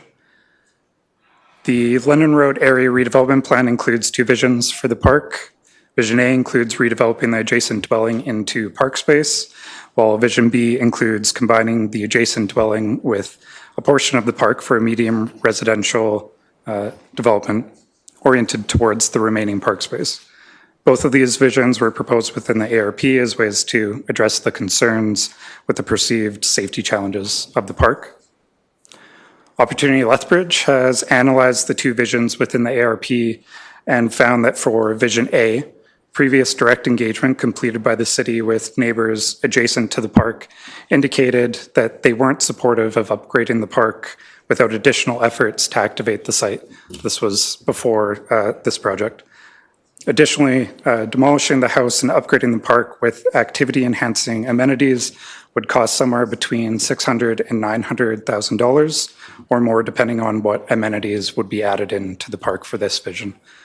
Vision B, we found that It presented a cost-neutral option while also improving activation and perceptions of safety for the remaining park space by adding more residents to the area and having the buildings front onto the park to increase the number of eyes on the park, while also facilitating upgrades to the remaining park space to make it more usable for the community. As the applicant, Opportunity Lethbridge is proposing that Vision B move forward and has tailored the proposed DC bylaw to support this vision. While we believe Vision B is most effective at addressing the challenges of the park, we recognize some community members have proposed alternative options for the park, including options for the proposed parcel to be used for community-oriented development. To address this feedback, childcare minor and neighborhood facility have been added as discretionary uses within the direct control bylaw. These inclusions allow for community-driven proposals to be considered by council through a future expression of interest process if the rezoning is approved. Opportunity Lethbridge engaged with neighborhood residents during an October information session, met with the London Road Neighborhood Association, and heard from other community members through other channels. 4 main themes emerged, which you can see on the screen, and there's more detail on those included within the engagement summary that was also attached to this. Initially, we proposed a larger redevelopment parcel as shown on the screen. After engagement, we shrunk the proposed parcel by 5 meters in length, and this was to minimize the amount of park space required for this vision. Initially, the proposed uses for the direct control bylaw focused on uses that would support a medium-density residential development, as outlined within Vision B. However, after engagement, childcare minor and neighborhood facility were added as discretionary uses to leave room for community-driven development proposals through a future expression of interest process. Should the rezoning be approved, Opportunity Lethbridge will work towards demolition of the property adjacent to the park and will then release a request for expression of interest where various parties, including community organizations, could submit proposals to acquire the property and develop it into medium-density residential, childcare, or a neighborhood facility development. These proposals would ultimately come back to council for consideration. Alternatively, if the rezoning is not approved, then Opportunity Lethbridge will be returning to council to seek feedback and direction on next steps for the property. In summary, Opportunity Lethbridge believes that a medium-density residential development as proposed will address the concerns with the perceived safety of the park, will minimize impacts to the adjacent park, and can facilitate improved park space, and offers a cost-neutral option for the city. Alternatively, the inclusion of childcare minor and neighborhood facility within the proposed DC bylaw leaves room for council to consider alternative community-focused approaches to the property proposed by some residents and community groups in the neighborhood. Thank you for your time. Thank you very much, Mr. Bartholow. I'll now call on the pre-registered speakers, and we'll start off with William James Carter. He's come to the mic. Or designate? Sure, that is fine. Thank you very much, Ms. Carter. And your name, sorry, is? Ellen. Ellen, thank Carter. you. Yeah. But I am speaking on behalf of my husband and I. Right. So we agree with everything that's been stated earlier today. Maybe we'll give you a little bit more of a personal perspective as opposed to the analytical perspective that we've had. That was said that we have a direct view. We have a front living room view on the activities in that park. So, and we've lived there for 6 years now. So I think we're probably in a pretty good position to comment on how the park is used. It's pretty underutilized at the moment. It's primarily a walk through from 7th Avenue through 7th Street. People walk their dogs in there and they walk just for recreation. Sometimes we see people at the picnic table or on the bench reading or chatting, that type of thing. Occasionally there's children playing in there. Our 3 grandchildren are probably the ones who play in there the most that we've ever noticed. But we also see some undesirable behaviors in the park, certainly. But I would have to emphasize that all of those things that we see happen in the 75% of the park that's going to be maintained. So it's our belief that redeveloping that back corner is not going to in any way impact the activities, the positive activities that are going on in that remaining 75% of the park. We're a very active family. Our 3 grandchildren are very active. We know that there's a lot of green space available to us. We have Kiwanis Park 1 block away, where the city has just recently spent money upgrading the playground equipment. We have Kinsman Park not far away either. And as was commented, we have really ready access to the coulees and all the bike paths and the trails that are in the coulees. It's hard to argue that losing that one little parcel of London Road Park is in any way going to impact on our ability to recreate and to use green space within the city. We know that there's a housing shortage in Lethbridge, in particular of affordable housing. We think that building some medium density housing in the area would help to repopulate the schools in the area. It would provide some children to use those parks that we have in the area. Often when we go to Kiwanis Park, our grandchildren are the only ones there. It's a very, very underutilized park. Putting additional houses there could also increase the foot traffic downtown, which would be a benefit to both the businesses and the community by addressing some of the safety issues there. So if Lethbridge is to grow its population, as every projection says is going to happen, the best option for increasing housing supply is densification in existing neighborhoods, not additional sprawl out into the rural or the city boundaries. Every urban planning study that we've looked at articulates why densification and making use of existing infrastructure is by far the most cost-effective and environmentally friendly method of solving housing supply challenges. Now, we in no way think that this small redevelopment of London Road Park is going to fully address the city's housing problems or its housing problems. And we know that there are many other vacant lots and vacant houses in the London Road area. One of the arguments has been, well, why don't they develop those? To us, it's not an either-or decision. It's a both decision. You know, I think there's room to do this, plus look at some of those other vacant lots and see what could be done there. So certainly there's a lot of issues to consider. The number of units, access to parking, retaining trees, but we have a lot of confidence in your city planning people. That we know that there are already several condominiums in the area which blend in very nicely with the existing housing. We know that change in any neighborhood is difficult and individuals will have differing views. In fact, I know that some of my neighbors are here today and their views are different than mine. And that's okay. It's great that we have these discussions, that we can all air our perspective on it.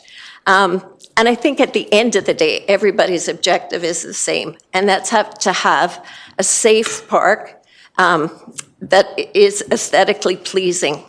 And not only the park, but the surrounding community. So with that in mind, I'd just like to reiterate that we fully support the City of Lethbridge proposal regarding the redevelopment. So thank you very much for your time. Appreciate that. Thank you very much, Ms. Carter. Appreciate that. Thank you. And there may be questions later, so you have a seat, and we'll call you up if there's any questions. Next on the list, we have Chandra Doust, the President of London Road Neighborhood Association. And I'm very sorry, Chandra, if I butchered your name. Oh, that's okay. It's Chandra Doe. Doe, thank you. Thank you for the time to present today regarding the London Road Park proposal. I'm here as a representative of the London Road Neighborhood Association Board to express our continued concerns about the proposed subdivision and rezoning of the London Road Park. London Road Park is one of only 3 green spaces in our neighborhood, which is disproportionately small at only 2.4% compared to most Lethbridge neighborhoods. Our understanding is that we have the second lowest park space in the city. We enjoy having diverse housing in our area, including many higher density developments, and we understand the need for urban development and housing solutions. We're not opposed to medium density developments. Our concern with this particular proposal is exclusively the loss of green space and mature trees in the park. The purpose behind this proposal has been identified as working towards achieving the vision set forth in the London Road Area Redevelopment Plan. If that was truly the purpose, we encourage the City of Lethbridge to reconsider option A, which is to the redevelopment of the adjacent dwelling in the southeast corner to park, thus creating open sight lines into the entire space. We ask that the city consider funding the purchase of 714 7th Street to come from Urban Parks Reserve rather than the Real Estate Holdings Reserve, which was established in 1983 to upgrade existing park space and to develop new park space. The benefits of this option would be the removal of the house in 714 7th Street and turning the new park space would increase the clear sight lines and visibility into the back southwest corner and eliminating the isolated space that is currently seen attracting the negative usage. It increases the green space for our community and improves our park space per capita ratio by adding the purchase lot rather than removing a portion of the existing park. The overall increased size of the space would allow for more options within the park. My understanding is that the space is too small to accommodate playground or other equipment due to safety and proximity to the street. The additional lot may eliminate some of those issues. It avoids the removal of several very mature trees currently located on this proposed site. Their removal would represent a significant loss to the neighborhood's urban forest. It avoids the irreversible transformation of existing park space, which was a gift from the city acknowledging our density and lack of green space in the past. Once this green space is lost, there will likely be no recovering it. We recognize that affordable, accessible, and supportive housing is an important initiative under the City of Lethbridge's municipal development plan, but the success of one initiative should not be at the expense of another. Green space is mentioned regularly in the municipal development plan. For example, Policy 42 to ensure opportunities for healthy living in the city by providing opportunities for people to connect with nature through equitable access to parks. Policy 66 encouraging increased densities in area where neighborhood facilities currently available and can provide facilities, which includes parks. Policy 74 to ensure everyone has access to parks and open spaces by committing to expand parks and open spaces throughout the city in a continuous basis. Policy 75, ensure park space and open spaces remain well-loved, well-used by the community by committing to continual process of redeveloping, re-envisioning, and reinvesting in these spaces. And Policy 100, which promotes walkable neighborhoods by encouraging area redevelopment plans for areas with inadequate green space to identify how their supply can be increased. These policies sound great, but only impactful with action. We believe that the council has a wonderful opportunity to show its commitment to improving Lethbridge parks, and we urge you to reconsider the rezoning proposal to explore alternative solutions to accommodate both the need for housing and the preservation of our valuable park space. Thank you very much for your time. Thank you very much, Ms. Stove. Next, we have Jessica Joss.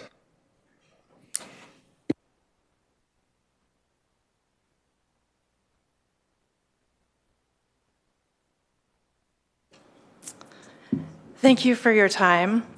My name is Jessica Joss. I also happen to inhabit one of the homes that is looking directly into the park, so I'm neighbors with Ellen. I also sit on the London Road Neighborhood Association. I just want to start by saying how much I love the London Road area and how privileged I feel to live there. We have so many opportunities within our community to really make it come alive. So a couple of the things that have recently happened in the parks have been our now inaugural annual Easter egg hunt that took place in one of the neighborhood parks, and Jane's Walk, which led us through 3 of the parks in the community where we were able to learn about the trees, and we had some of the city arborists help us out with that. There was a really impactful moment when we were in London Road Park when we were talking about some of the trees that would be lost there and the ability to really preserve those in light of some of the development options. I want to be really clear that this is not an issue of development in the neighborhood. We love the mixed use purposes that we already have in the neighborhood. We love the density that we can have in the neighborhood. And frankly, I would love for more opportunities to have that. But with that is going to be, the need for more park space, not less park space, is going to be a part of that. We are seeing younger families move to the neighborhood. We are seeing more kids playing in the neighborhood. That's starting to happen on the streets because of the lack of park space. So, as you previously indicated, we don't need to reiterate things that you've already heard. I would, though, like to really say that I'm supportive of the direction of the London Road Neighborhood Association and some of the options that have been laid out there and the alternatives. I would also urge you to consider a bigger park rather than taking space away from the park for development. Thank you so much for your time. Thank you, Ms. Joss. Are there other members of the public who wish to make a presentation on this matter? If you're, please, okay. We'll start by coming forward and stating your name. Thank you.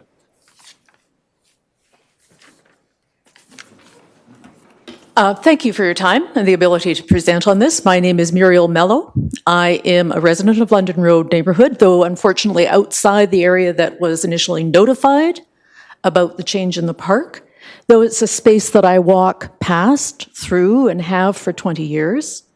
So I became aware of it because I'm also involved with the London Road Neighborhood Association.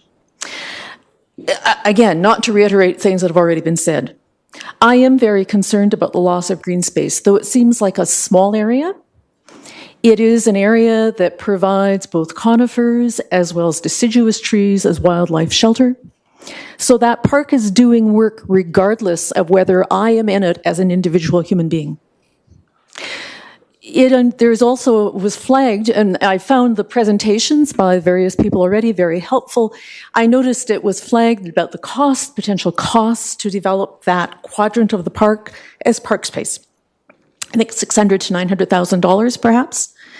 I guess my question would be, although it's outside of the remit of this bylaw, is to ask the question, what cost would be incurred if you were to develop an alternate space as a park? Perhaps one by the Coolies. I know that those are identified within the 2018 London Road Area Neighborhood or London Road redevelopment plan. But I would suspect the cost of developing those spaces would be greater.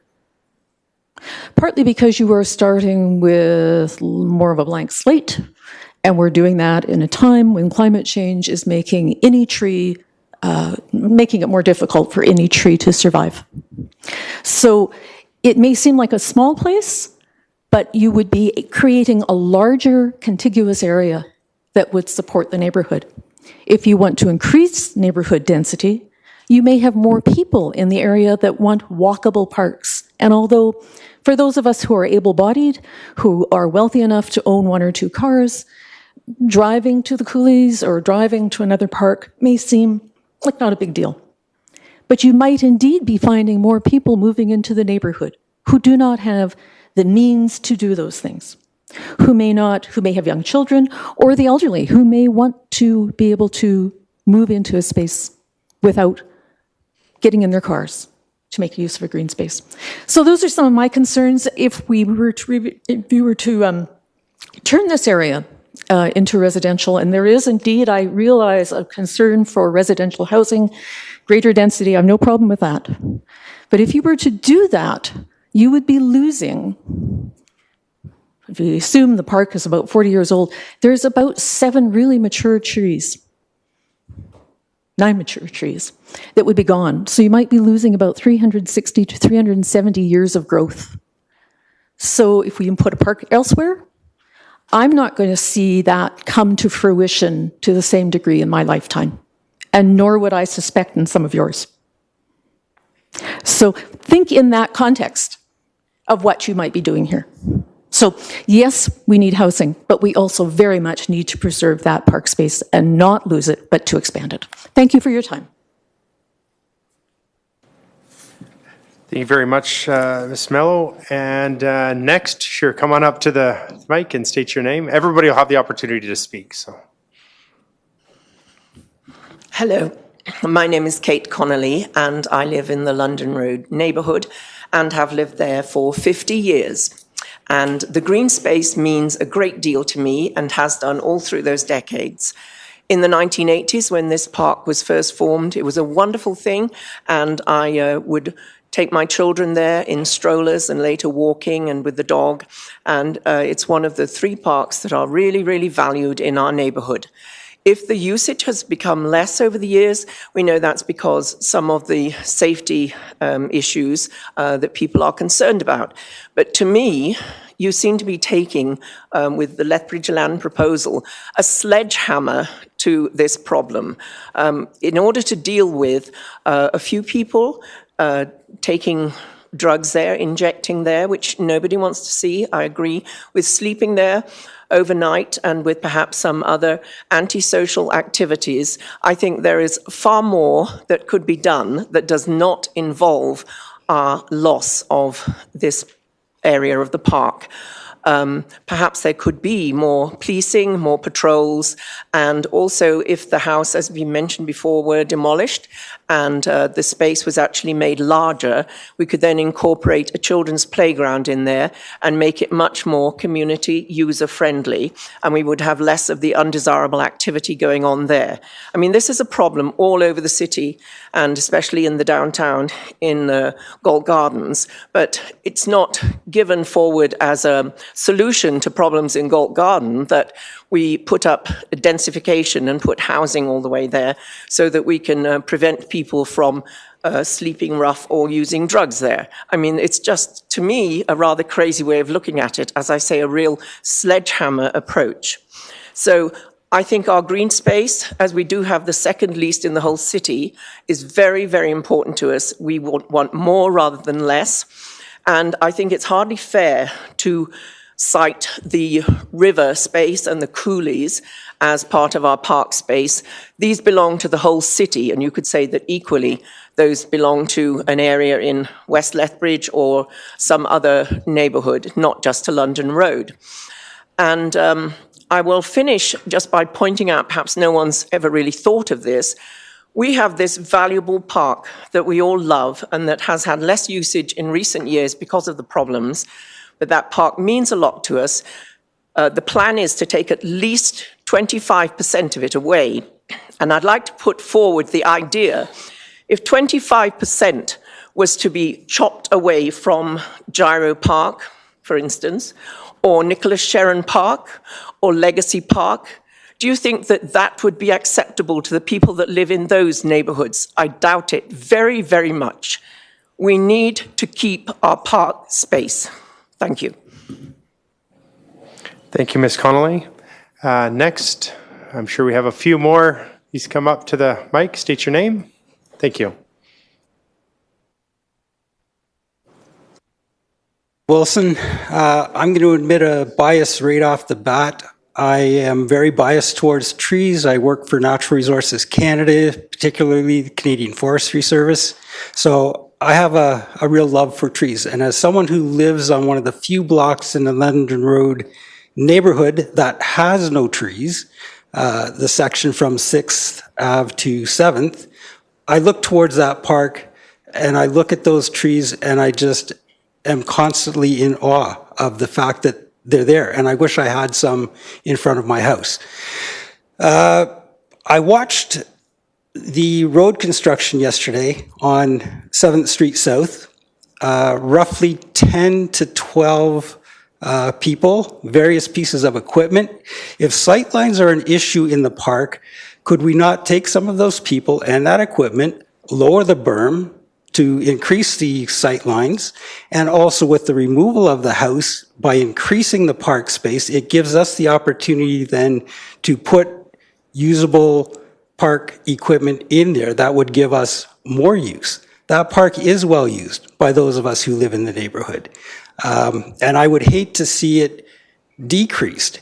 And we have a large empty lot on the corner of 7th Street and 9th Avenue.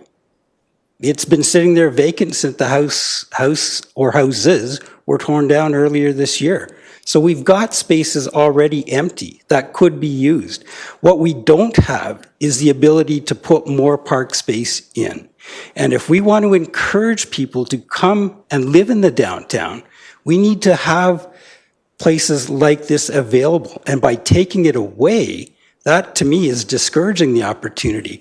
Another thought for the city, and I would be more than willing to jump in and do this, if the cost is an issue, why don't we have some park construction days where you ask for volunteers to come out and help? I would be more than willing to bring my wheelbarrow half a block down and a couple of shovels and do whatever is needed.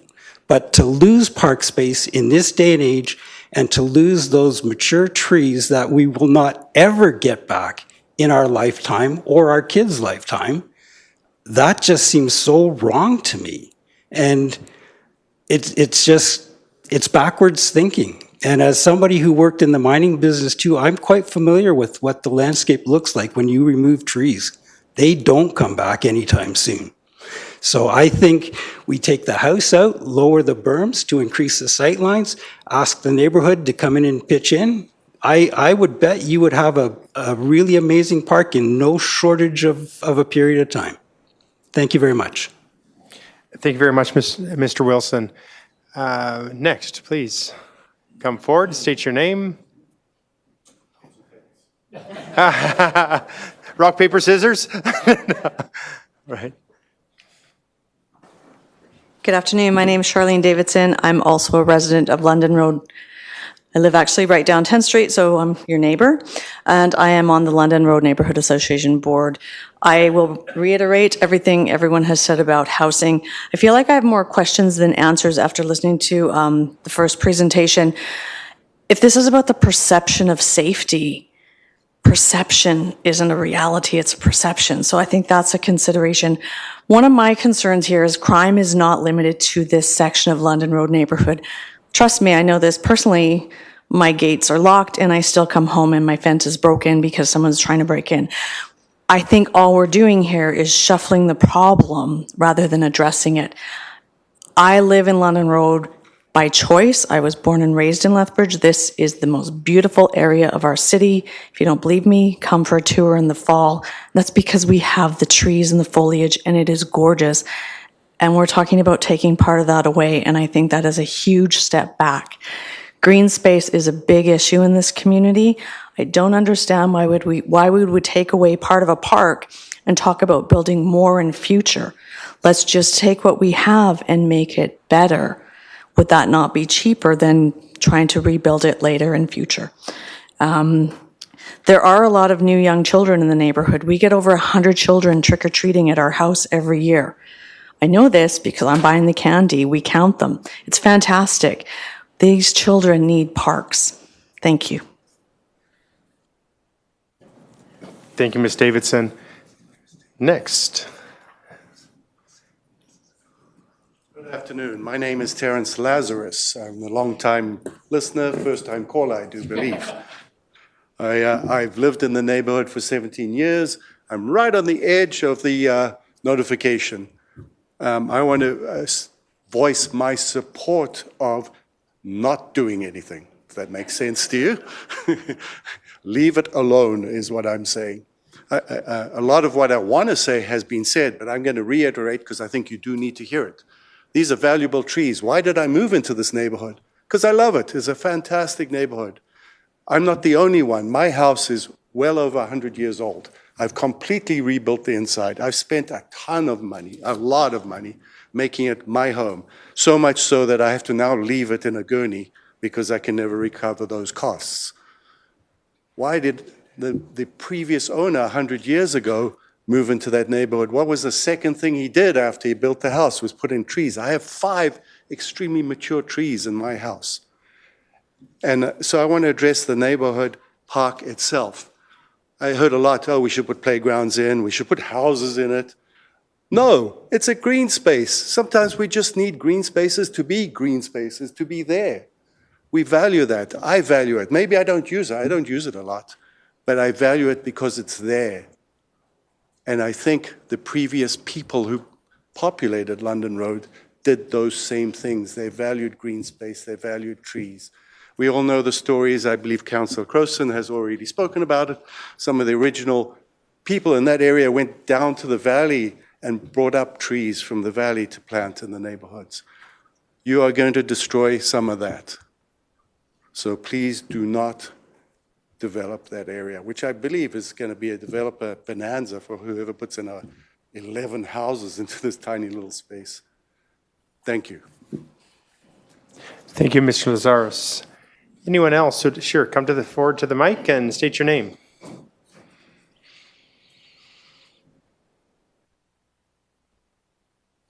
Hi, my name is Bill Scarf, and I'm a resident of London Road. I've been for over 30 years. We use that park, the wife and I, quite often when walking our dogs. It was a wonderful thing to have when I got sick and I was paralyzed and I had to learn to walk again. And I could make it to that park bench before I turned around to come back. And it's great. We've always used the park. We've never had a problem with people using drugs there because they don't bother us. We don't bother them, they don't bother us. They're there for a reason. They want to inject and they want to get the hell out of there. Since the watch program came in, I don't know if anybody's addressed this, but the things that are going on in that park are pretty much non-existent this year. They're very good at cleaning the parks up in the neighborhood and getting anybody out of there that's not supposed to be there. So to me, it's been rejuvenated already in the neighborhood. There's a lot of good things that are happening. And as other people said, we've seen over the years the ups and downs in the neighborhood. Before this drug crisis, there were other crises. But it gets better, and the families are moving in. I just think it'd be an absolute shame to take that out. And as for sightlines, the original plan, which they showed us the first time they brought it to the school, showed 8 attached condos with the front yard facing the park, which made the park their front yard. Now, I don't need to sit on that bench and have all these people staring at me from behind. You know, to me, this is bizarre. It really takes away the reason I'm in the park, for solitude and to meditate. And I've never seen another city council even consider this before. So I don't know. To me, it's absolutely silly. And I thought, maybe you would reconsider this. I don't know why the house was purchased in the first place, because I know the problem. I know the sightline problem was there, but at the same time, why would the city put the needle box over there and not at the benches where they were shooting up? I never understood that.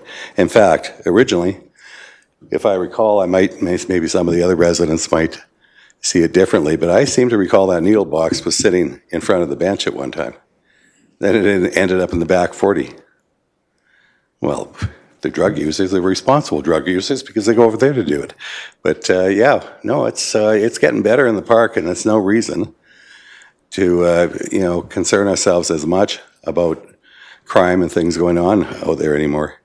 And I've talked to a lot of the residents, and they said, it's been cleaned up quite a bit. So I hope you consider that when you make your decision. Thank you. Thank you, Mr. Scarf. And it was Bill Scarf, is that correct? Thank you, Bill. Yes, please come forward, state your name. Hi, my name is Tricia Coburn, and I live in London Road. We bought a house there in '94, and the crime rate has come and gone in waves. There was a time where you couldn't and we're back to that, by the way, where you can't put any decorations or anything outside because when you get up in the morning, they're gone.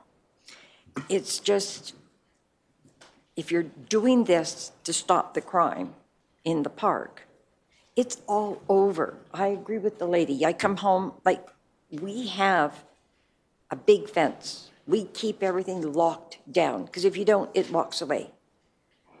But there are times when, like 10-year stretches, where we have a lot of young families moving in, the crime seems to go off into a different area.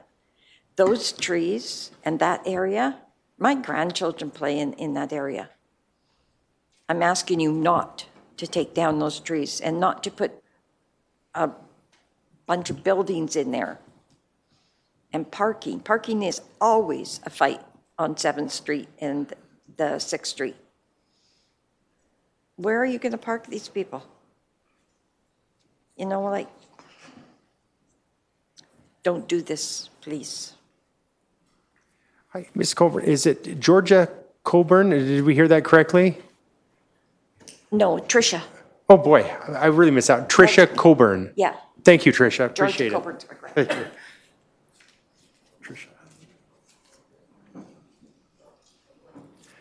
Anyone else who would like to come forward?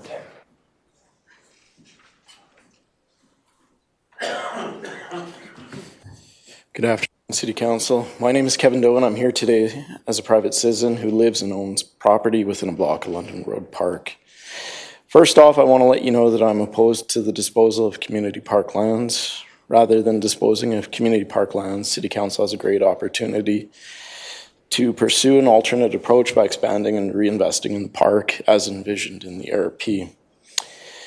I have several concerns, questions, and observations about the policies, regulatory provisions, and processes that do not seem to align with the proposal. Those are all detailed within the written submission that I prepared. Given the timing limitation for this presentation, I'll focus on a few key items. City Council Policy CC45 does not contemplate the sale of park and recreation zone land. The zoning district that applies to London Road Park. City Council Policy CC56, Financial Reserves, Urban Parks Reserve Fund, was established in 1983 and notes the intended type of expenditures as to upgrade existing park space and develop new park space and one-time operating and capital expenditures. The Urban Parks Reserve Fund seems better suited than the Real Estate Holdings Reserve Fund that has funded the project. The city's municipal development plan includes many policy provisions that do not seem to align with the sale of park lands. Policy 42, ensure opportunities for healthy living in the city by providing opportunities for people to connect with nature through equitable access to park. Map 8 in the MDP shows parks in existing and proposed in approved plans is on page 135. And it demonstrates a striking contrast between the supply of parks in newer areas versus older areas of the city.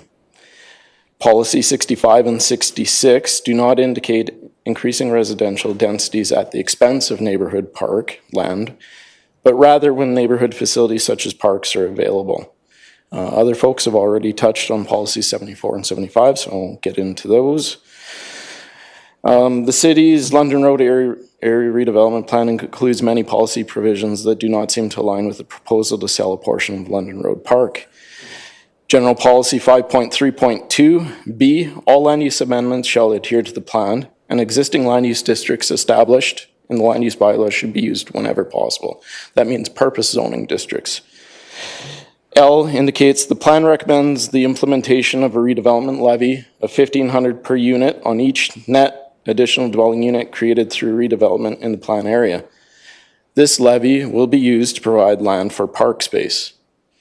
The redevelopment levy formed part of the policies of the previous London Road ARP that was adopted in 1982. It'd be curious to know what the balance on that levy fund is. The redevelopment that is being planned will undoubtedly trigger the requirement for a redevelopment levy, but it seems completely irrational to sell the park and then charge a levy to provide land for park space.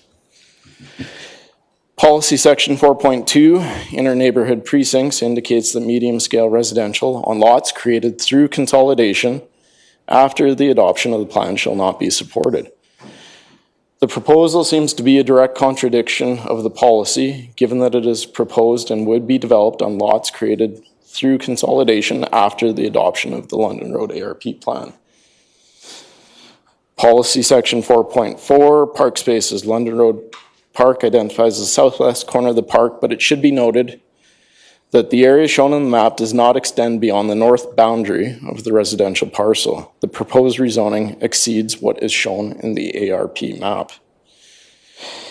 The city's land use bylaw includes regulation over direct control districts that factor upon the current proposal. Section 72 indicates the purpose of direct control districts is for the development of uses that, due to their particular circumstances or design characteristics, require specific sets of rules in order to achieve a desired result.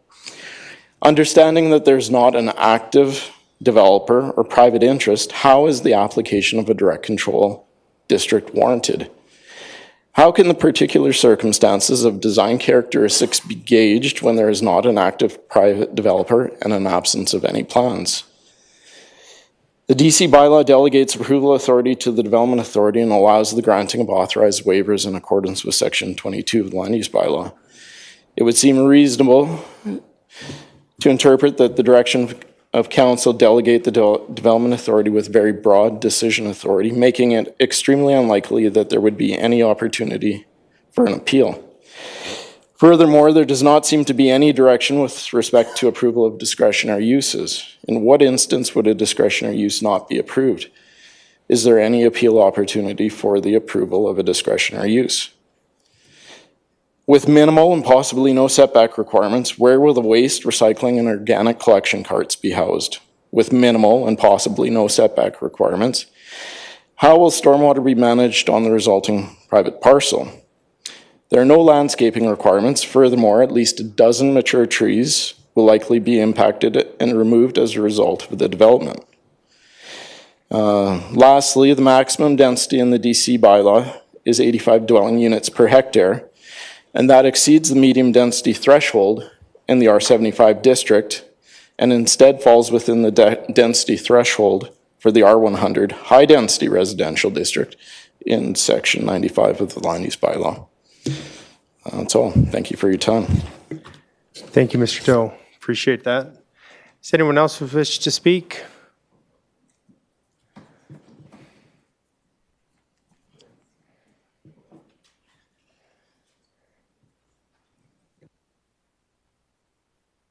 Hi, I'm Sam Dodick, in case you want to spell my name.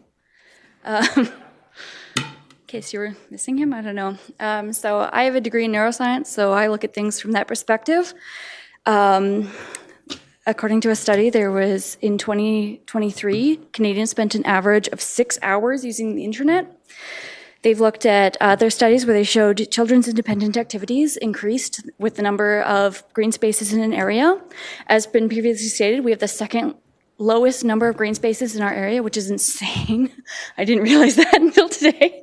But within walking distance of our house, there's a few. There are two, if you count the running track and the one at Galt Gardens, but it crosses 6th Avenue, which I would not let my children do by themselves. And there's also the Kiwanis and the Kinsman Park. And Kinsman is great, but Kiwanis has its issues as well. And like someone else pointed out, the area that actually has people doing undesirable activities is the section that they're trying to retain. The only part of the park that my children can use is the part that they're trying to get rid of. They go back there and play soccer. It's a blank space with a couple of trees in it, and that's the only green space within walking distance that I would allow my children to go to.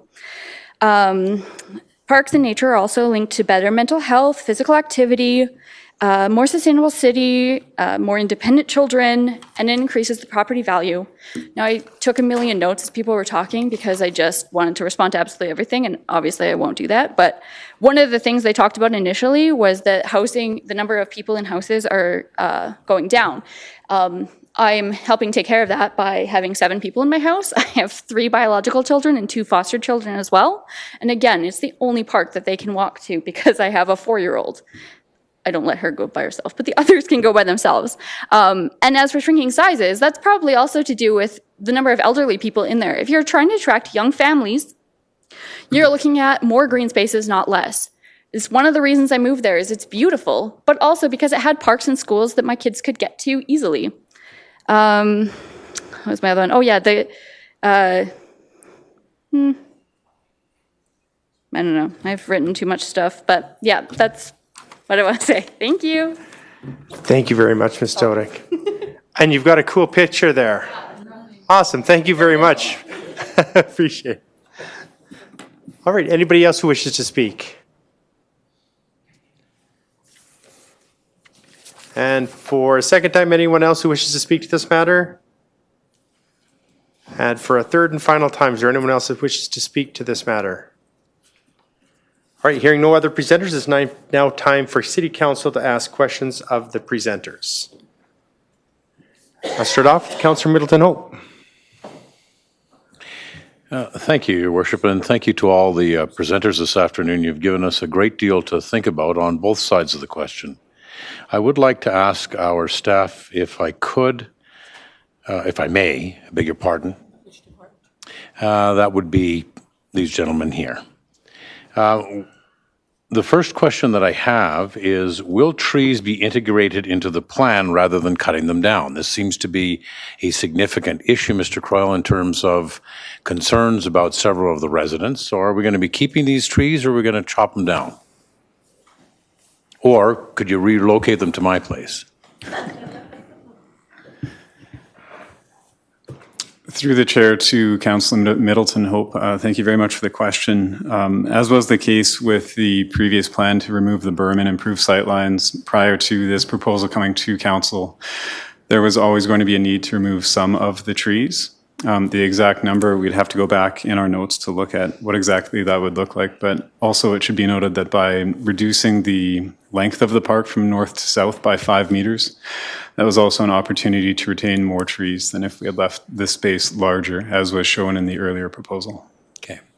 To be clear, we're not talking about decimating this park. We're talking about repurposing 26% of it. Is that what you've alleged? Correct. Okay. I guess in terms from a business perspective, how much are we looking at in terms of generating revenue from either the sale of the land for construction purposes and or taxation beyond the houses being built? Again, thank you for the question. In terms of revenue and costs, the idea would be to break even on this particular proposal. So instead of looking at making any kind of profit once development were to be put in place and costs recovered for the acquisition of the property at 714, the idea would be to have a cost neutral outcome from a city perspective. Have we not purchased that property yet? Yes. We have purchased it. Okay. So this would just simply be recouping the cost to acquire that land, and that's where the house is situated. Correct. Okay, thank you. Councillor Campbell. Thank you, Your Worship. Thanks for everybody for being here in the presentation. I just wonder, when it came to the engagement process for you, and you met with a lot of individuals. Obviously, we have here today people who are very opposed to this new rezoning. What within that engagement made you decide this is the way to go? And I guess also there's also the concept that there can be another alternative. Can you address how you came to the decision that we're kind of dealing with today with the rezoning, and are there other alternatives that we can probably look at? Through the chair to Councillor Campbell, thank you for the questions. I may need a refresher on the specific order with which you asked those, but I'll try my best to answer. I can't remember either, so go with what you remember. So broadly speaking, the idea from Opportunity Lethbridge's perspective was always to look at the portion of the vision in the area redevelopment plan that helped to solve some of the issues in the southwest corner of the park while providing for additional housing in the community, knowing there is a need for additional housing in Lethbridge more broadly. And as has already been spoken to, the idea of including that in established neighborhoods has a significant degree of merit from a planning and a community perspective. So that would have been why that portion of the vision was approached. And speaking to the idea of alternatives, of course there are alternatives. There's one listed in the area redevelopment plan that is has been shared by other individuals in the audience today and through all of the engagement that we did participate in. And I did, just a bit of a side note, want to say that all of the engagement we did collect on this face-to-face through letters, all of those things, all of that feedback has been appreciated. Understanding that the processes we enter into in rezonings and related matters are meant to try to find middle grounds to issues that arise. The vision that was seen as being the most productive in the sense of achieving one of the two visions set out in the ARP and helping to provide additional housing for that neighborhood and for the city more broadly was the one that was brought forward today. Can anybody tell me what is the vacancy rate in London Road right now as far as houses that don't have people living in them? Do we have any idea on that? I mean, because there was talk about other areas being used or developed or other housing or something to that effect. Anyway, what's the vacancy rate in London Road? Certainly. To answer that question in enough detail to satisfy the question, I would like to defer that to somebody in the Planning and Design Department, if I may. Okay.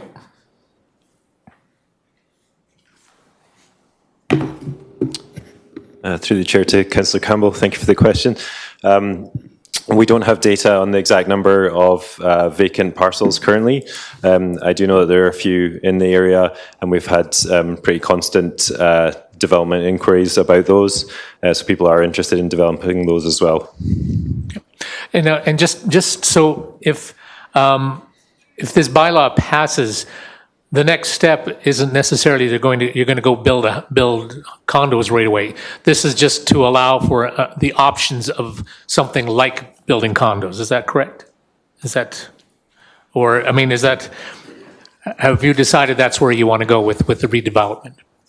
So as was covered in the presentation by Mr. Bartholow, there is opportunity after feedback. We created opportunity in the bylaw itself to allow for a response to the expression of interest process that would be run to gather proposals and ideas for residential and other uses that would include neighborhood facilities and child care facilities as well. Right.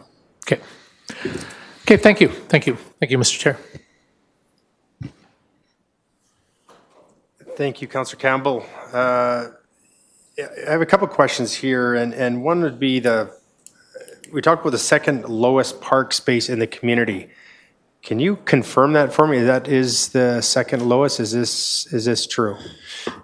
Thank you for the question, Mayor Higgin. So yes, the efficient land use strategy in 2016 looked at all of our neighbourhoods in the city and identified what percentage of the land area in each neighbourhood was devoted to different types of use. And so it did find that London Road neighbourhood had the second lowest percentage of parks and green space at 2.4%. It also, however, had 4.3% valley space, which was the sixth highest in the city because of its location on the edge of the coulees. So yes, that is correct. So 2.4, and with this change, does it push it to the lowest? Is it still? I'm not sure. Sorry, I would have to check. That's fine. And kind of following up to what Acting Mayor Campbell had mentioned, when a project hasn't come forward for that space. Right now, we're going through the zoning.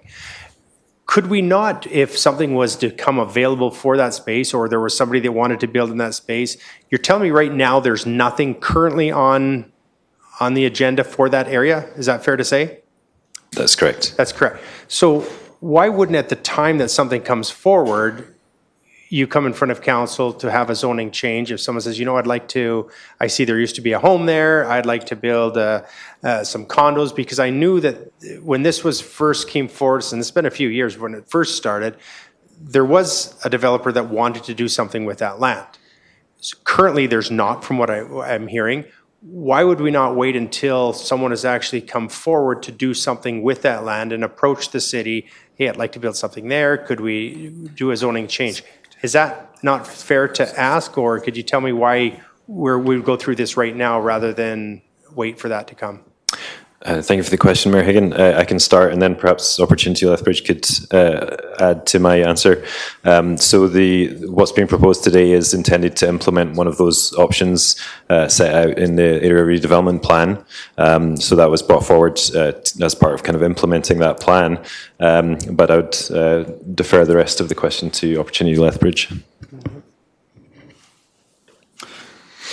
Thanks for the question. One of the concepts that Opportunity Lethbridge employs is the concept of de-risking properties. And so the idea is that as the city's land agent, we would be de-risking this property and getting it ready for a developer that would be interested later on. To your question of could we do it the opposite way where we hold the property, find an interested developer, and then go through the process, that could be feasible. But what we have heard from developers is that rezoning processes and the de-risking process that we would go through is often the biggest hurdle for them to get over. And so for properties like this, there isn't that certainty that they would be able to purchase the property and do the project without this rezoning. And that's why we've decided to de-risk the property to this stage, get the rezoning, prepare it for development, and then go through an EOI process. And currently, there's no desire for the space. It's not out there. Someone's not waiting for it. Is that fair to say? That's correct. Okay, thank you. Councillor Carlson. Thank you, Mr. Mayor. I want to follow up a little bit on Councillor Middleton Hope, if I can, about cost neutral. And I'm not sure if Opportunity Lethbridge or Mr. Kilgore wants to take a shot at this, because it was in both of their presentations. Talked about the redevelopment and enhancing the park cost neutrally.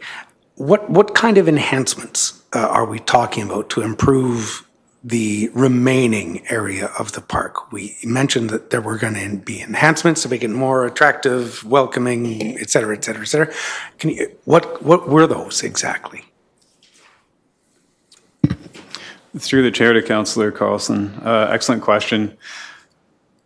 In terms of the specific detail that we can get to with a response to that question, there isn't a lot today, because the idea would have been that if we break even and then make a little bit of additional money, or have an opportunity to partner with the Parks Department on seeing how additional amenities in the park could be funded, at that point, then we would explore what specific amenities might be included, what might be changed, what might be enhanced, what might be removed, those types of things a little bit later on in the process, once we have opportunity to speak to more detail. Okay, and thank you for that. I've really been struggling with this 2.4, and I'd like at a future meeting, putting this out there, I'd love to sort of get a list of the areas and neighborhoods in the community and how we arrive at that. I've lived in nearly every neighborhood in our city. I've had 2 homes in London Road, and this park I never used because you're right. I had the Coolies 2 blocks away. I had Kinsman 2 blocks away. So I had a lot of other opportunities. So I'd like to know how we figure that out, because when I lived in Dieppe area, if I recall, I didn't have a single park. Henderson was the park, and school is not a park. I can't go there and walk my dog. I can't go and do that. So I do agree there is green space, but I would love to know how that, because when you say 2.4%, I'd like to know how that, one of the presenters said, the Coolies aren't ours, they're the communities. Henderson Lake wasn't Dieppe's, it's the communities. So I'm wondering if that's why Dieppe may have had so much park space attached to it, because it's massive. So I'd love some information on that. And I think most of my questions have been asked, so thank you. Thank you. Councillor Crowson. Mr. Kilgore, in your presentation, you said one of the possible zoning uses is neighborhood facility. Would that be a community hall? Is that what you're thinking under that definition? Through the chair, thank you for the question, Councillor Crowson. It could potentially be something like that. So the neighbourhood facility definition was created fairly recently when the RLF, low density flexible residential district, was created in the land use bylaw. So It I can read the definition if you like. So it means development which provides a gathering space for members of the surrounding neighbourhood and is typically operated by community members and or a community organisation and may offer or host a variety of community activities and events. The facility may include one or more classrooms or assembly/meeting spaces, a kitchen, offices, storage areas and washrooms. The facility may be leased for private events. So we felt this would be something similar to what we've seen in Kinsman Park with the Fish and Game Hut. So if this passes, and then we'd be looking for people to bring forward expressions of interest, there would be nothing stopping the London Road Neighbourhood Association from bringing forward an interest in developing a community hall in that spot. That's correct. Okay. Thank you. Councillor Palladino. Thank you, Mr. Chairman, and thank you for your presentation here. Mr. Kilgore, can you comment around the concerns that were brought up by the gentleman behind you, and I don't remember his name, but about the disposal or the rules around disposing of parkland and whether or not this proposal conforms to the municipal development plan and the London Road area structure plan or redevelopment plan, and any other city policies that were brought up. Can you comment to some of that? Through the chair, thank you for the question, Councillor Palladino. I'll start off, and then if City Solicitor's Office would like to add anything to my answer. Our understanding is that it is in compliance with the relevant statutory land use plans, and in particular, of course, the area redevelopment plan, which supports and proposes exactly what's being proposed here today. But I would invite City Solicitors to add anything if they wish.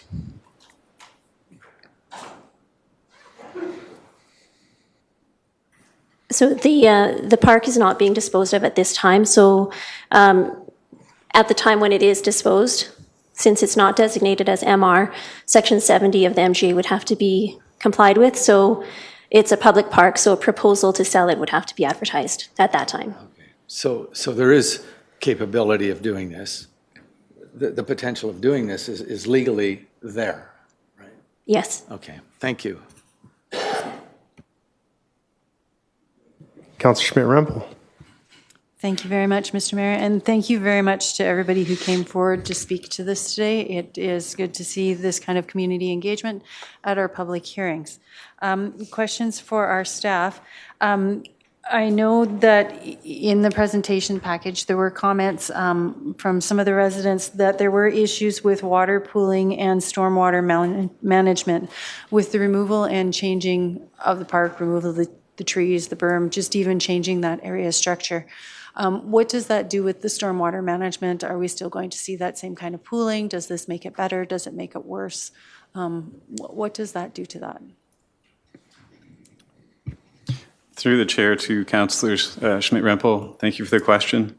A short and probably unsatisfactory answer would be that, again, since we're at the rezoning stage, there isn't enough detail to know exactly what that would look like. However, through a development inquiry process where we've looked at a variety of concepts just to understand the site from a development perspective and conceptually what some of these challenges might be, there has been a feedback from water and wastewater indicating that there would need to be on-site storage and consideration for what runoff would look like. Okay. Beyond that, the only thing I could offer is they would have to meet city requirements once a proposed design is worked up to the point that it could be circulated and reviewed by the relevant departments. Okay, so this is something we might then be able to manage. Correct. Okay. And then just in looking this, even, again, you don't have the development, we don't have an interested party, but will the rezoning still support walkability and cycling commuters, it as a cycling and commuter space? Or will we be losing that commuter space for walkability, for people walking their dogs, anything like that? Will that still remain intact? For answer to that question, I would defer either to planning and design or our friends over at infrastructure. Through the chair, thank you for the question, Councillor Schmidt-Rempel. In relation to the relevant MDP policies, we do feel that this proposal would add to kind of the walkability of the neighbourhood in terms of bringing more residents into the neighbourhood, helping to support nearby small local businesses and schools and so on, having more people there to use those facilities and businesses. Okay, thank you very much. Thank you. Acting Mayor Campbell. I just wanted to ask if the president of the London Road Association would just step forward for one quick second, if you don't mind. Thank you. And thanks to the staff for the answers. Just, I guess my question after you're hearing all of this and what's being proposed here, I just wonder, is there a room for any kind of compromise at all in your mind? I mean, I suppose we're talking about the loss of green space and how important it is for our neighborhood. I mean, if there was another area that was being proposed for green space, or, I mean, I guess I can't really answer that on behalf of my board without talking to them first. And well, I know there's people that said there's other options, and I just wonder, when you think about other options, I guess you sort of touched on it. Is there more that you can elaborate on about other things? I mean, nothing that comes to mind, but I mean, we want to collaborate with the city. We want a win-win solution. Right. So we're not opposed to looking at alternatives, but I think our message is very strongly that we want to preserve the green space and the trees and what we have. And I'm concerned, like, one of the numbers that got thrown out was that if it was to be converted to park, it would be $600,000 to $900,000. And I'm curious where that number comes from, because when I read the resolution to purchase the property, the purchase price was, I believe, $289,000.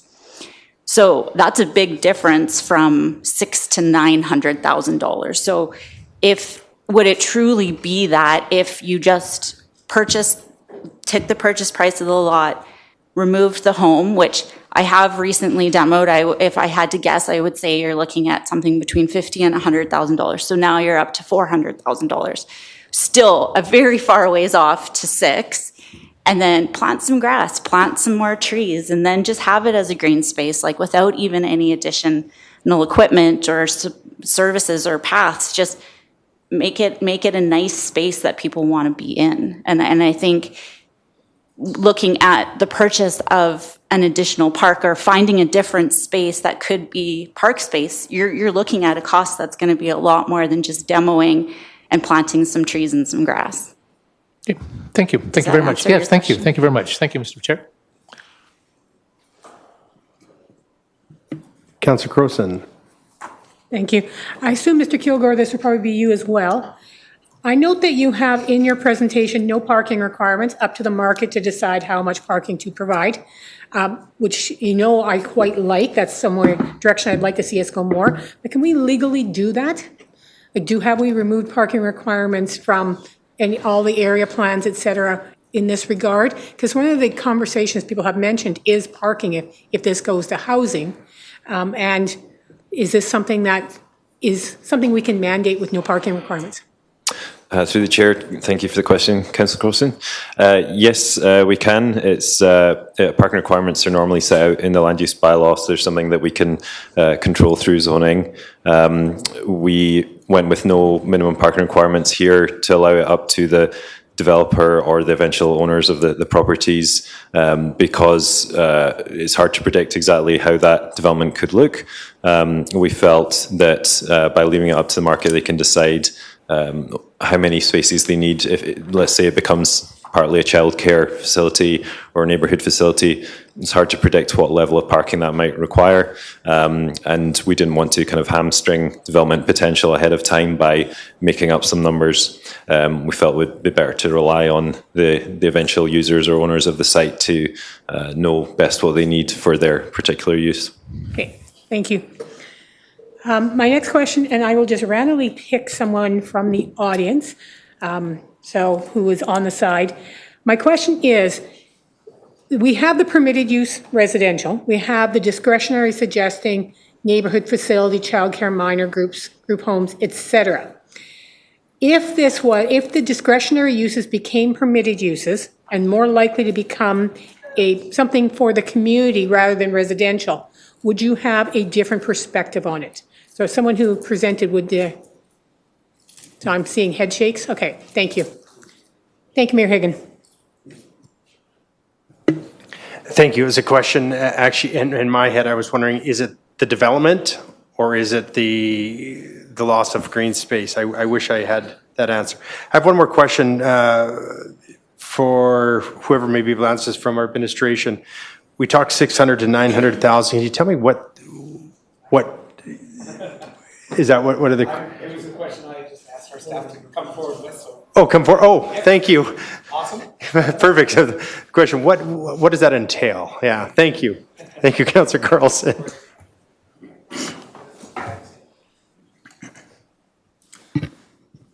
Thank you for the question. So the breakdown that we have is the purchase price of the home is just under $300,000. Getting the site ready for demolition and all of the site preparation that would be required for that is ranging between $100,000 to $200,000, especially with such a tight space that we would have to demolish in, including if we wanted to retain as many of the trees as possible, that would likely increase costs as well.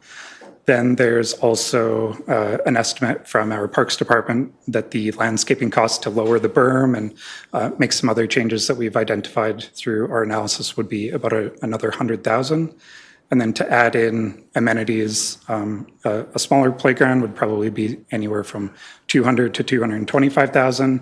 If we wanted to add a larger amenity or a more involved amenity, it would probably be up to $400,000 to $500,000. So based on what we've seen and the discussions with parks, that's where we arrived at the $600,000 to $900,000, depending on what the addition of amenities would look like.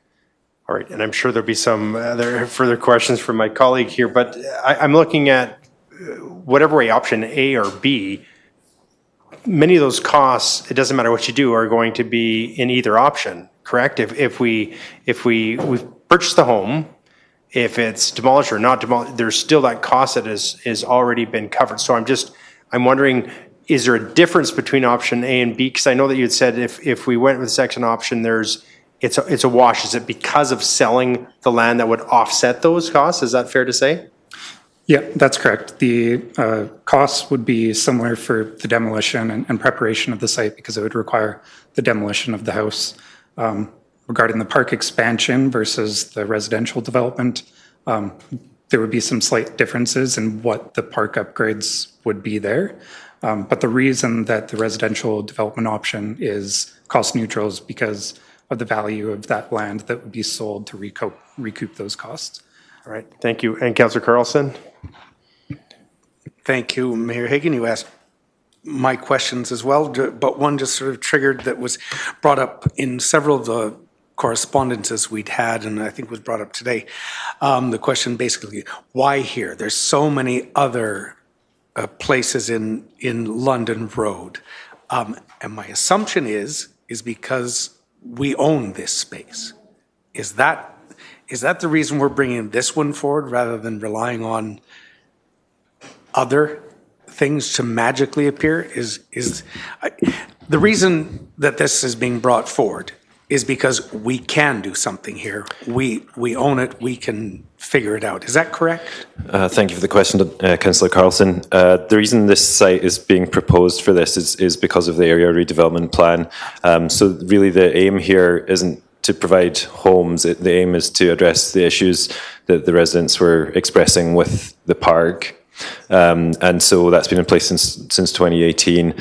This has only just come forward now, obviously, but it's not being driven by the housing crisis or something more recent like that. It dates back to 2018, really. Okay, so thank you. So that was the main reason driving this decision was, and I believe London Road Association was heavily behind those discussions that this was an issue and this needed to be addressed, correct? That's correct. The Neighbourhood Association, as it existed at the time, certainly was heavily involved in the creation of the ARP. It is now at its 5-year review stage, which I'm currently working on. So we will be opening those discussions up again to look at any changes that the current Residents and Neighbourhood Association may want to make to the ARP. Excellent. Thank you. Thank you, Mr. Mayor. Thank you, Councillor Parker. Much, Mr. Mayor, and thank you to everyone for the presentation. It was actually, everyone was very respectful. I think I've been on council long enough where it can become very divisive in a room, and I thought that you guys were all first class in your presentation, so I want to thank you for that. My question to you folks is, I'm listening to everyone, and it seems like everyone really values the park, and even our administration values the park. And I'm going to put away the return on investment in regards to money.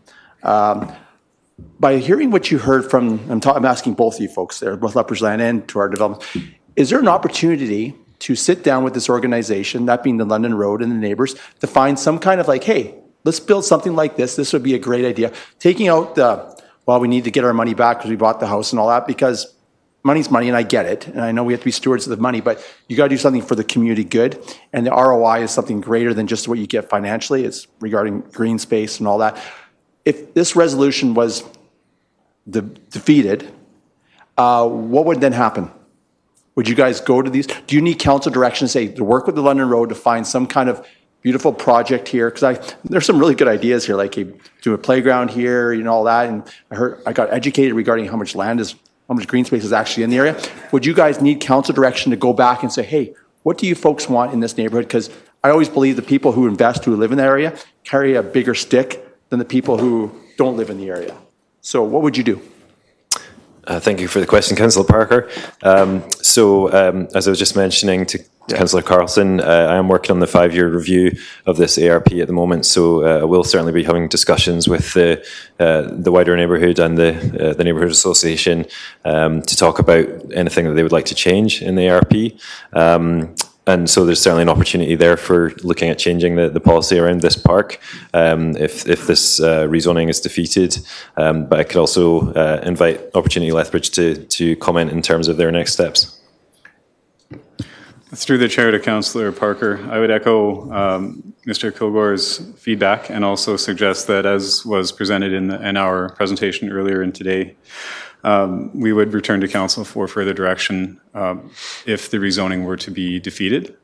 So a short answer to your question would be yes. So a follow-up to that is, obviously, and you folks do a great job in Opportunity Lethbridge, and I appreciate that, are you writing down notes like, hey, this might be a good idea, hey, you know, community playground, hey, tear the berm down. Are you guys writing this stuff down and going, hey, you know what, maybe we should go back and find out something like that? Or do you need us to say to do that? Or are you just going to do it because you've heard it from the surrounding neighborhood? I think if I may borrow a comment from Ms. Doe earlier, I can't speak on behalf of council, obviously. That's why we're in front of you requesting direction on what's here today.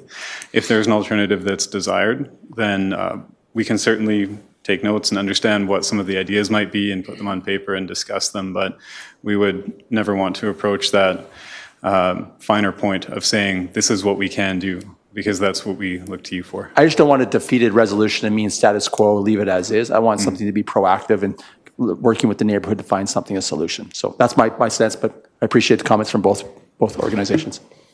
Thank you. A question I would have is if this was, I know a lot of times we'll make a decision after you go back to council.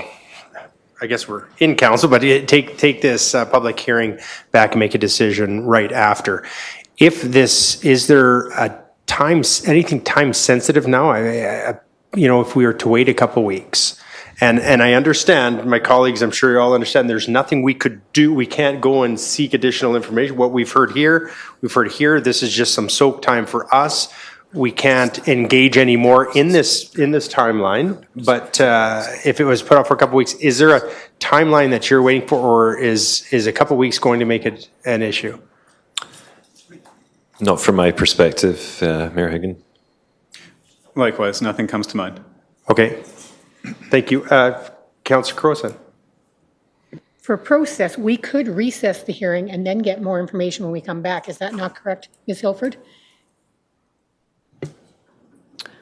You could definitely. I think you've closed the public hearing. We'd have to reopen it again. You'd have to reopen it. I would defer to the city lawyer to comment on that.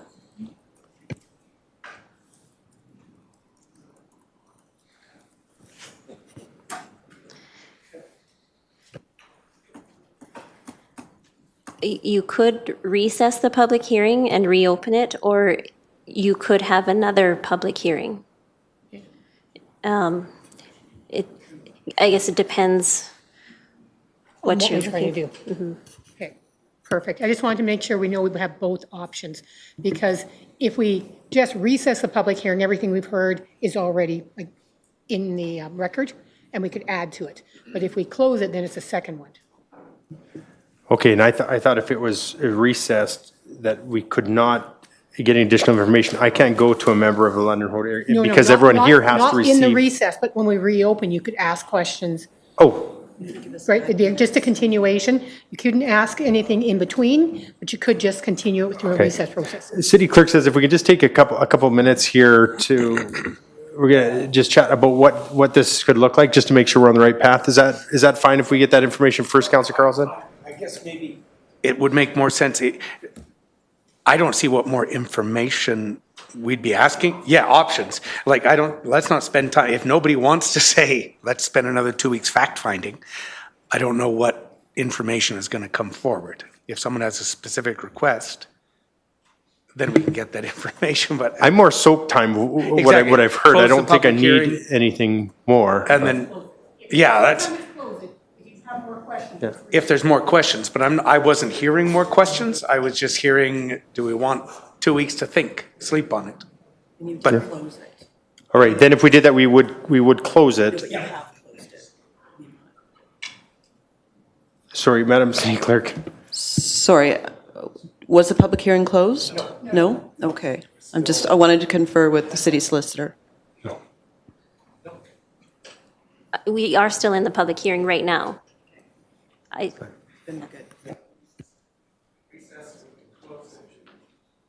Well, I'll look around to my colleagues here. Is everyone ready to make a decision today? And if that's the case, then we can move forward. I just thought with additional soak time, but that's up to my colleagues as well. Is anybody, I'm seeing Councillor Carlson? either way, we can close the hearing, whether we're ready today or in 2 weeks. But I guess I was just trying to see do my colleagues have any further questions they want answers that there's no answers to today? Because then Councillor Croson's right, we could recess and reopen, but I wasn't hearing any further questions, so I didn't want us to spin our wheels. But either way, I think we can close the hearing, and traditionally, it's been, does anyone want to bring this forward? If someone does, some member of council can ask, can you give me 2 weeks?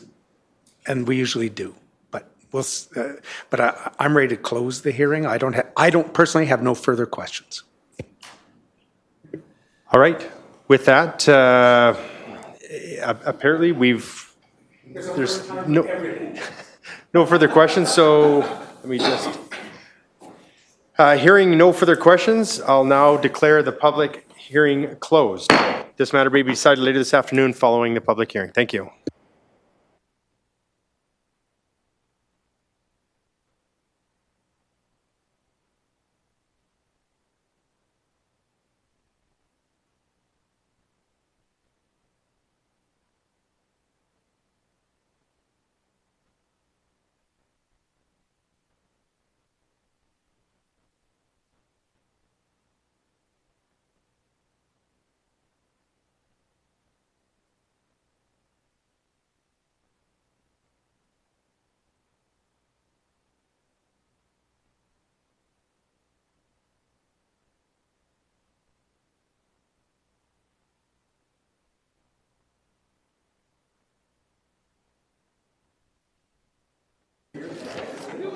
All right, moving along here, we have bylaw 6438, 714 7th Street South, and a portion of 620 7th Avenue South. 13.1, as it should be fresh in everybody's mind, for a second reading. From Councillor Carlson, be it resolved that bylaw 6438, 714 7th Street South, and a portion of 620 7th Avenue South be given second reading. Councillor Carlson. Mr. Mayor, I'll take this opportunity to see if my colleagues, we did have some discussion, wanted some soak time on this. I'm prepared to move forward today, but always open to discussion with my colleagues. Councillor Palladino? Do you want 2 more weeks to think about it and go over some stuff? No. Or do you want to take care of it? Yeah, I'm going to deal with it now. Deal with it now? Okay. That is fine. Then we'll deal with it now. Thank you. I won't have much to say, Mr. Mayor, as we did just have an amazing discussion with the neighborhood, and I really appreciate everyone coming forward with their thoughts. As I said, I've lived in two different houses. Three. I'm dating myself. I'm very old.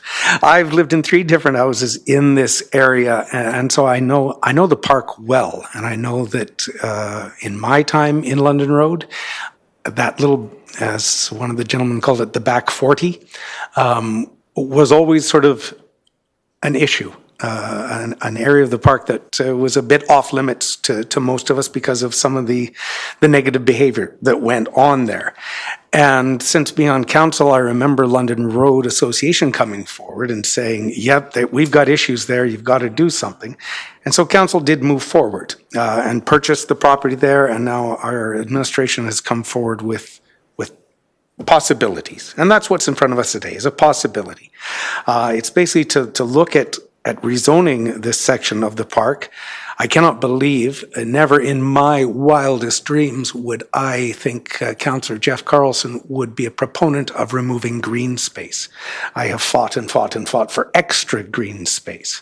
But sometimes special challenges require special solutions. Also, my time in this neighborhood taught me that there is lots of green space. Yep, you may have to walk an extra 2 blocks.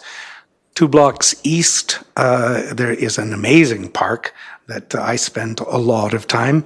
2 blocks west is another great park.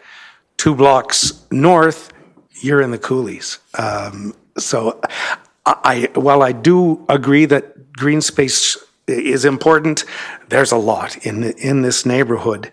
And I do think, as our first speakers, I believe the Carters, if I remember the name, I think it was somebody speaking for William, Ellen, mentioned, we know there's a lot of talk these days. I think no one's heard that we're not in a housing crisis in our city, in our province, in our country. And yep, this isn't going to solve it all, but it's a step forward. And I think the city taking steps to lead the way might cause some others to step up and say, yeah, if you're doing that there, we've got these 2 lots around the corner or up the street or across the way. Maybe we can do something just as exciting or interesting and innovative. I think this park is still going to be retained. And I think that is something that people may not quite have understood. The gentleman who talked about being able to walk as far as the park bench, that park bench is not being touched. I know that park bench very well. I walked by it every day, sat on it quite a bit. That one is not being touched. It's the area in behind there. So I think this is going to be a really exciting development. I know that change is always hard for people. My neighborhood has difficulty with change, but 5 years after changes, we're all looking around and going, wow, this is actually quite a beneficial change to our neighborhood, and I'm glad it happened. So I think this is going to be a really positive change for the neighborhood. It was actually instigated by neighborhood discussions back in 2018 of how we could improve this neighborhood and fix some of the issues. So I think we did respond. I know it's not everyone's favorite move, and I'm open to listening to my colleagues, but that's my opening debate. Thank you. Thank you, Councillor Carlson. Councillor Parker. Thank you very much, Mr. Mayor. And I think our Opportunity Developers did a good job here. I think you guys did a great job. Pardon the pun, you looked for an opportunity on this piece of land to address some of the issues. And I think you should be commended, as well as our development services. So I look at both sides of the room. At the end of the day, I believe what you've done is you've put this park kind of on our radar as an important piece of land that needs to be protected. And when I say protected, it should be kept, first of all, at the size that it is. And it should be reinvented. And I think the key word is reinvented, in that our staff can find a way to work with the London Road, the neighborhood, and anyone who actually, because at the end of the day, green space is the whole community's green space. I live on the west side, but it doesn't mean that I own the parks around my house. It's a community park, and everyone has an opportunity to use it. And even though I don't frequent this park, I believe that there's value in it. And when I hear that there's only 2.4% of the London Road area, I shouldn't base my decision just based on math and percentage, but you guys came here because you really love this park. You have memories there. Some people have used it for recovery. Some people have just watched their grandkids. And though there has been issues of crime, and we all know that, but you're always going to have crime. And maybe by redeveloping it, it can make it in a way that's me. But you know what? There's other ways to address crime, and we're addressing that throughout our community all the time. And it comes in waves. As one lady said, it was back in 1944, I think, when you first built. Was it 1945, 44? That you first moved into your house? Yeah, 1994, sorry.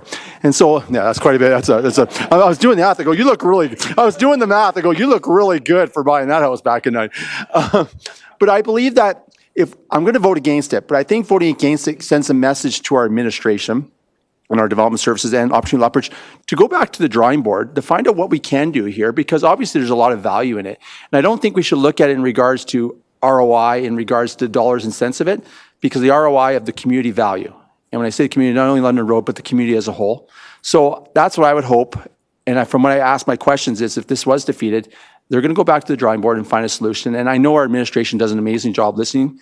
And so hopefully we can find a solution. So even though I understand the intent, and I know there's a housing issue, and we're addressing that through other aspects in other resolutions in the past for housing and affordable housing.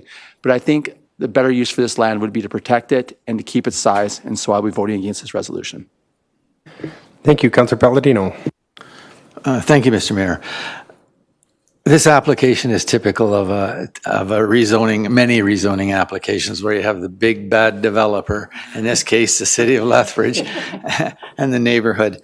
And the developer has a great vision, and the neighbors don't agree for various reasons, and some are quite valid. So we receive a dozen or so letters in opposition, and perhaps a letter or two in favor, and some folks attend in person. And now council's job is to wade through all of the responses and determine the answers to the following. Does this proposal put forth by our planning professionals have merit or not? Will the project serve the city as a whole or just a few? Do we really support different forms of affordable housing, or is it just lip service? Will reconfiguring this poorly used southwest corner of this park make or break this little park? So given the administration has outlined very well what the proposed development could look like and what the intention is by creating passive surveillance towards a little park, and combined with the fact that all of this complies with the South Saskatchewan Regional Plan, the Municipal Development Plan, the London Road Area Structure Plan, or Area Redevelopment Plan, I, for one, think it does have merit, and it makes good use of a poor situation. So I know one of my councillors might help or might support me on this, but I will support this. Thank you. Thank you, Councillor Crowson. Thank you, Mayor Hagan. Thank you all for coming in and speaking on this. I'll be 100% honest. I'm having a lot of trouble with this decision. One, I know we need housing. It's absolutely essential that we get more housing. And usually, without thought, I would vote for more housing, because here is a possibility to put housing in. And incremental densification, adding small amounts of housing into these older areas, is an absolutely vital way of making sure that we maintain the character, because we're adding smartly, but also making sure that we add more housing. There's also an economic advantage to densification, because it is better use of our spaces and our areas. I also, though, hear everyone here talking about the green space. And in the back of my mind, and I know I've mentioned it to a few other people earlier, this park is the very reason London Road Neighborhood Association even exists. Because there were the rainbow row of houses there, and there was plans 50 years ago to actually put up an apartment building here, quite a large apartment building. The community had such a concern with what was proposed that they actually created LRNA, and they convinced the city at that point to actually buy this area, knock down the houses, and turn it into a park. And so we see the very reason that our neighborhood association exists is back for us, whether that should be housing or whether that should be a park. And so part of that is in my mind about which way to go. The other thing, and I guess this is more process, I love some of the ideas that came forward with this. The de-risking this so it's actually better for development of housing, wonderful. But if we actually do the land use bylaw changes that we should be looking at as a council, we'll be de-risking the entire community. So we could actually do those with one big thing. The other thing is, here we have a city department bringing forward a great housing, and we bring forward great ideas about parking because we know these things and we can do it internally. We could make those changes to do it across the entire community on other things as well. So instead of doing it case by case, we could make it all the way across. So I see some things here that I really like, but I know we could do it better as a community. I want the housing, I want the green space. What I know is we need to reinvent this park. I don't think our proposal is quite there yet. And so I will be voting against this. Man, it's close either way, but I'd like to see more conversation and a little bit better idea of what to do here. But again, not an easy decision. Thank you, Councillor Schmidt-Rempel. Thank you very much, and thank you again to the speakers who came forward today and for those that submitted their feedback as well. We know that there is a housing shortage in the city, and this proposal looks to address this. We also know there's a demand for community facilities, and we know there is a demand for childcare facilities. Both of these would be permitted under the rezoning as discretionary uses. I do value our city's green spaces, and I also value our city's trees. With this rezoning, 73% of the park space is maintained. There's no guarantee that development of this section of the park would see removal of all the trees or the building of houses, which means the purchaser of the land could work the trees into the site plan. With the development of this land, we also may see additional investment into the remaining park space and management of the current stormwater issue. When I look at this site in relation to other plans that have recently come forward and are coming forward, including our municipal development plan, our community wellness and safety strategy guiding document, and the upcoming child care study, rezoning this looks to the long-term future of the city, which is the purpose of all of those plans. For these reasons, I will be supporting this rezoning. Thank you, Councillor Schmidt-Rempel. Councillor Middleton-Hope. Thank you, Your Worship. And I too am very encouraged by the discussions today. They were fulsome, they were well informed, and they were well presented. Quite candidly, we have a conundrum, and thank you very much to the community members for providing this council with a conundrum. It is an opportunity on one hand to improve the natural or passive surveillance of this remaining park. It does have some problems, there's no question of that. Some of the ways that we are able to mitigate those problems is by repurposing existing space.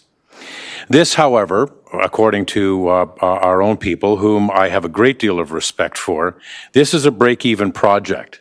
We're not making a profit off of this.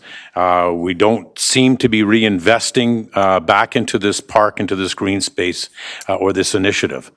Parks and trees, once removed, are difficult to replace. And I reflect on the gentleman sitting in the back when he said, I look at the trees and the trees that will be knocked down or taken down will never regrow during his lifetime. My lifetime is a little bit shorter than yours, so I won't see them either.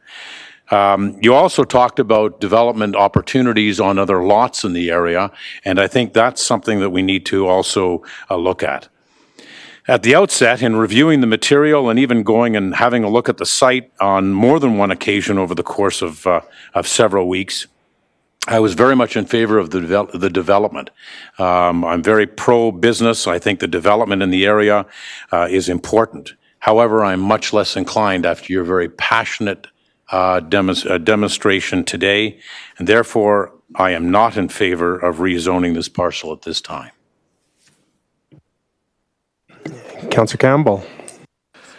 Thank you, Mr. Mayor. Like my many colleagues here, this was a tough one because I too understand the need for housing in the city, and it's vital to our growth and the opportunity is there. And I so respect what opportunity Lethbridge has done to try to figure out a way to mitigate the issues that we have in the London Road area. So I really appreciate what they've done and the words that they gave us here today. But But then you hear the passion of the London Road residents, and as someone who is elected by the city, and you have to listen to what those constituents have to say, and is very passionate that the green space, the trees, that area is vital to their lives, and to take it away is unconscionable. Now, I do like the thought that from the president of Lethbridge, the London Road Society, saying, yes, we can compromise, we can work together. That's what this is all about. Let's figure it out. Let's get together and come up with better solutions and find a way to make this happen. So, but I will not be supporting the resolution as it is here today, or this bylaw. Thank you. Thank you. Can add to what many of my colleagues have already said thus far. Struggle with this, and this is why in my mind I was thinking, I want a couple weeks here to really ponder this a little bit more. However, understand that I don't know how much more information we're going to get, besides obviously pondering a little longer. I answer some of the questions as far as what was going to happen with this property. I love what Opportunity Lethbridge has done, has brought forward to us, and listen to the debate and the questions coming from the gallery and the comments, suggestions, concerns. I'm just not there yet with moving forward and supporting this, and so for that reason I will not be supporting this. And I believe, Madam City Clerk, we'll need a roll call on this one, if we could. I'm sorry, Councillor Carlson, you wanted. I don't think we need a roll call unless you want a recorded vote, but I think I can count. All right. All right. I'm pretty sure it's dead. All right. So question's been called then. Actually, first of all, and this was moved by Councillor Carlson. We already went through debate. Thank you. Question's been called. All in favor? Those opposed? All right, so that's 1, 2, 3, 4. You've got the number then. Okay, sorry, you can't. Please, for the quorum in here, thank you very much. Appreciate it. With that, for a third reading, moved by Council. Oh, because we already voted. Yeah, that's right. Thank you. Do I just rip it or no? Thank you. All right. With that, we do have. I'll move to committee submissions. Oh, actually, just have a break there and have Councillor Dodick. Thank you.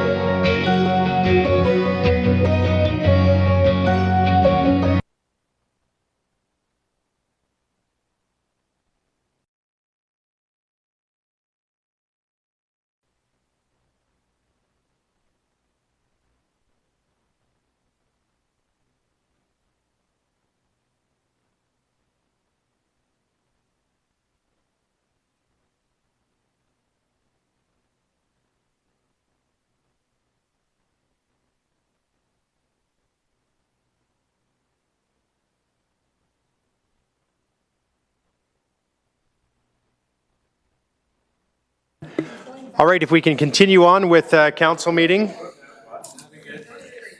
That'd be good. Committee submissions. We'll start off with, and it's 8.2. Yeah, 8.2. 8.2, and this, it was pulled from the consent agenda as, from an SPC level, it was not supported.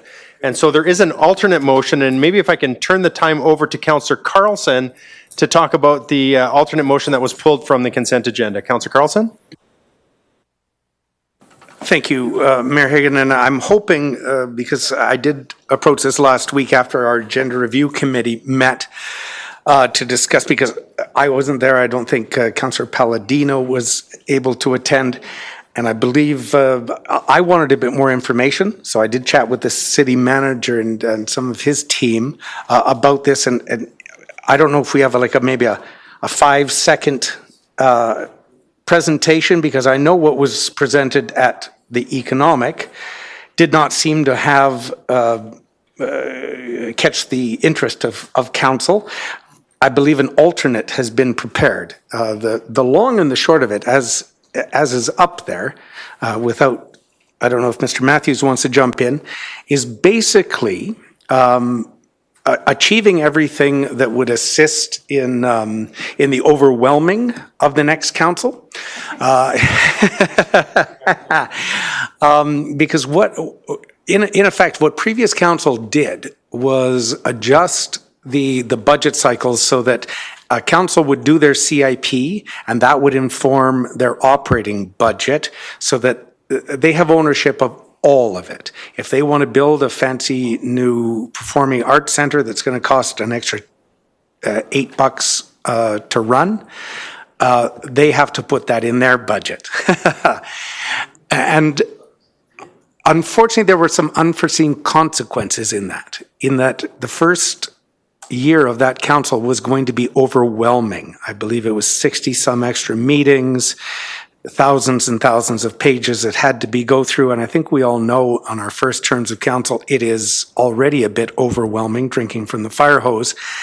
And so an alternate has been prepared that I'm hoping Mr. Matthews may explain in greater detail than I will. But it basically says, let's change the budget process so that the incoming council in their first little while goes through their orientation and then sets a very small stub, I think a 1-year addition to their operating budget that buys them time to then go back and do all of their capital budget, capital planning, capital work, decide on that, and then enter into their operating budget discussions. It'll not only help, in my opinion, it'll help incoming council to have 3 different sort of chunks to bite off in smaller pieces rather than being overwhelmed in their first year. But it will also help our administrative team, because preparing both of those budgets in the same year, I don't believe we have the current capacity for. And so in discussions with the city manager and his team, this was something that was discussed, and I'll turn it over maybe city manager or Mr. Matthews if you have anything to add to that. Thank you, Councillor Carlson, for putting that so eloquently and doing. So I don't have a whole lot more to add to this from what was already previously said. From the point of view of capacity, yes, there's 2 aspects that we were looking at. One aspect was council and how much information would be in 1 year, or the number of meetings within that 1 year, but also even for our staffing. So in the background, there's a tremendous amount in that 1 year. And in fact, we were looking at more than over $500,000 worth of contractual and term positions to be able to achieve it. And the reason for that is not necessarily the budget, it's all the other operational pieces that staff have to do in the background to achieve it in there. What this is showing in front of you right now is a method of actually achieving it all will be within the next council's term. So that was the change that was subsequent to when Councillor Carlson was here, that stub year would be approved by the next council. That would allow the time for that council to have strategy completion and also go through their capital budgeting and then lead right into the operating. And also not putting all those meetings in one calendar year, but spread it out over across the two pieces and allow a bit more time inside of that. But I'm not sure why we coined it that way over the years, the stub year, but really all it is 1 year budget approval is probably the way. Yeah, just an add-on to the period. Okay. Yeah. All right, is there any questions on that? Seeing no, oh, all right, Councillor Middleton, Just a quick one to Mr. Matthews. So I take it we are now in favor of this particular approach? Because you've been in favor of the last three, so I'm just suggesting. Yeah, so we are in favor of this one. Okay, thank you. All right. It's no 3 strikes, we're out, right, Mr. Matthews? We're good. This is the 3rd strike. No, to open debate to Councillor Carlson.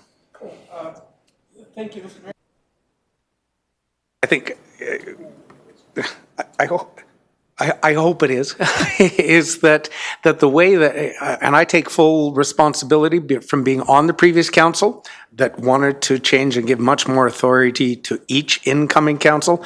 However, we didn't see the unforeseen consequence of, oh my gosh, everything in that first year for that one term of council would be very overwhelming. I think this is a good solution. It allows them full control of their budget and capital budget, and doesn't overtax either the elected officials or our administration. One of my biggest concerns was when we looked at the administration costs for doing this was going to be really outrageous to accomplish all those extra meetings and 2 budgets at one time. So I think this is a very fiscally responsible move, and I believe it'll save the sanity of the next council. So I'd ask for my colleagues' support. Councillor Middleton-Hope. Thank you, Councillor Carlson, for bringing this forward. This could be termed a legacy motion. And I'd be more than happy to support it. Thank you. I too will be supporting this, and thank you to our city manager, Mr. Matthews, and your teams for getting the questions that we had answered and understanding when we come forward and we want to do X, Y, Z, and you explain why we can't do X, Y, Z, that we might have to do A, B, C, and so, but working with it, and I think we've come to we're getting what I believe council's objective is to be able to work with operating in a capital budget within their term. This will help with that, and so again, appreciate your time and all my colleagues' patience as we're going through all of this, and I will be supporting this. Back to the mover. The question has been called. All in favor? That's 2. Mr. Matthews is jumping up and down. All right, perfect. Thank you. Next.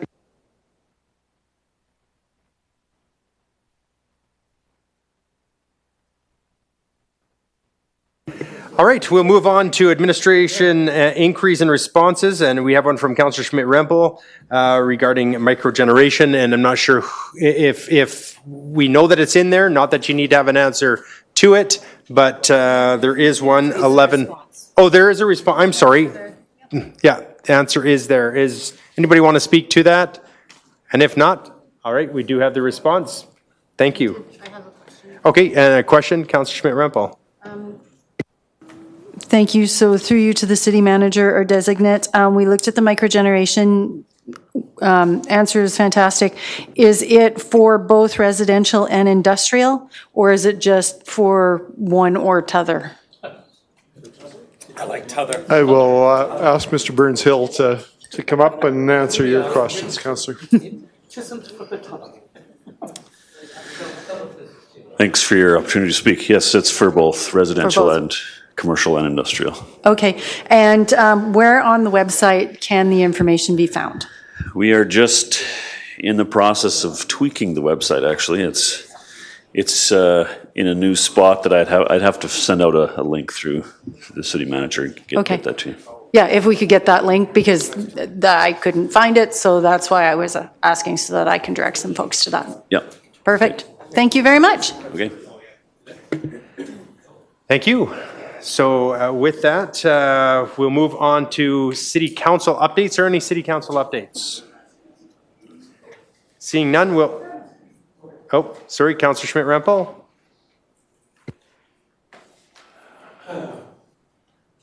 Yep, so on May 15th, Tourism Lethbridge offered their professional development opportunity in the form of a familiarization tour or a FAM tour.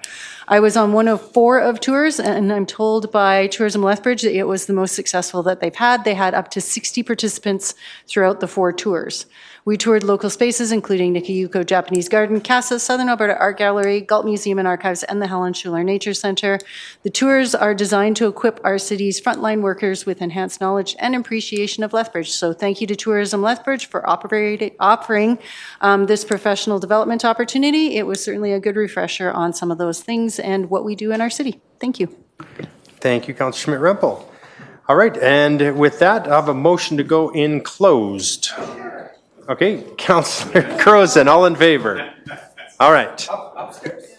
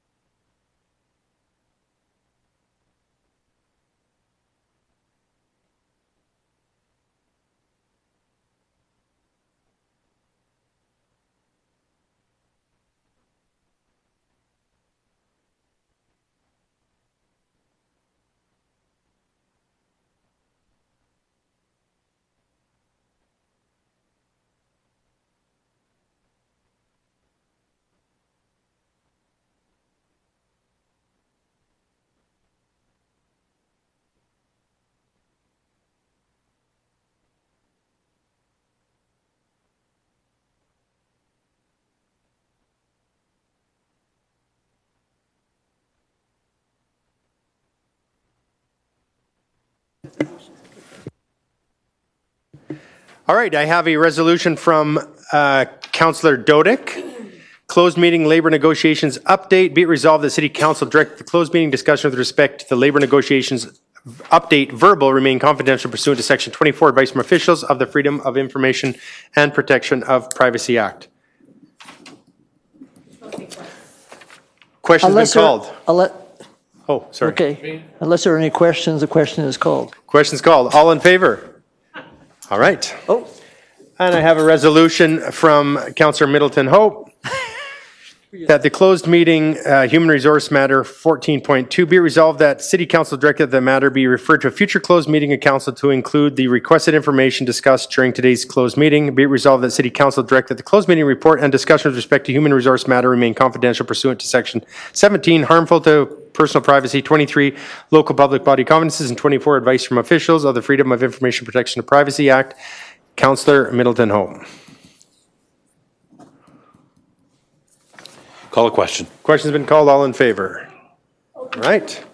And from Councillor Crowson, closed meeting quarterly city manager performance check-in verbal 14.3, be it resolved the City Council direct the closed meeting discussion with respect to the quarterly city manager performance check-in verbal remain confidential pursuant to Section 17, harmful to personal privacy, 23, local public body confidences, and 24, advice from officials of the Freedom of Information and Protection of Privacy Act. Councillor Crowson. Question. Question's been called. All in favor? And, all right. I was just late. It was just late. All right, that's unanimous. And with that, we are adjourned. Thank you.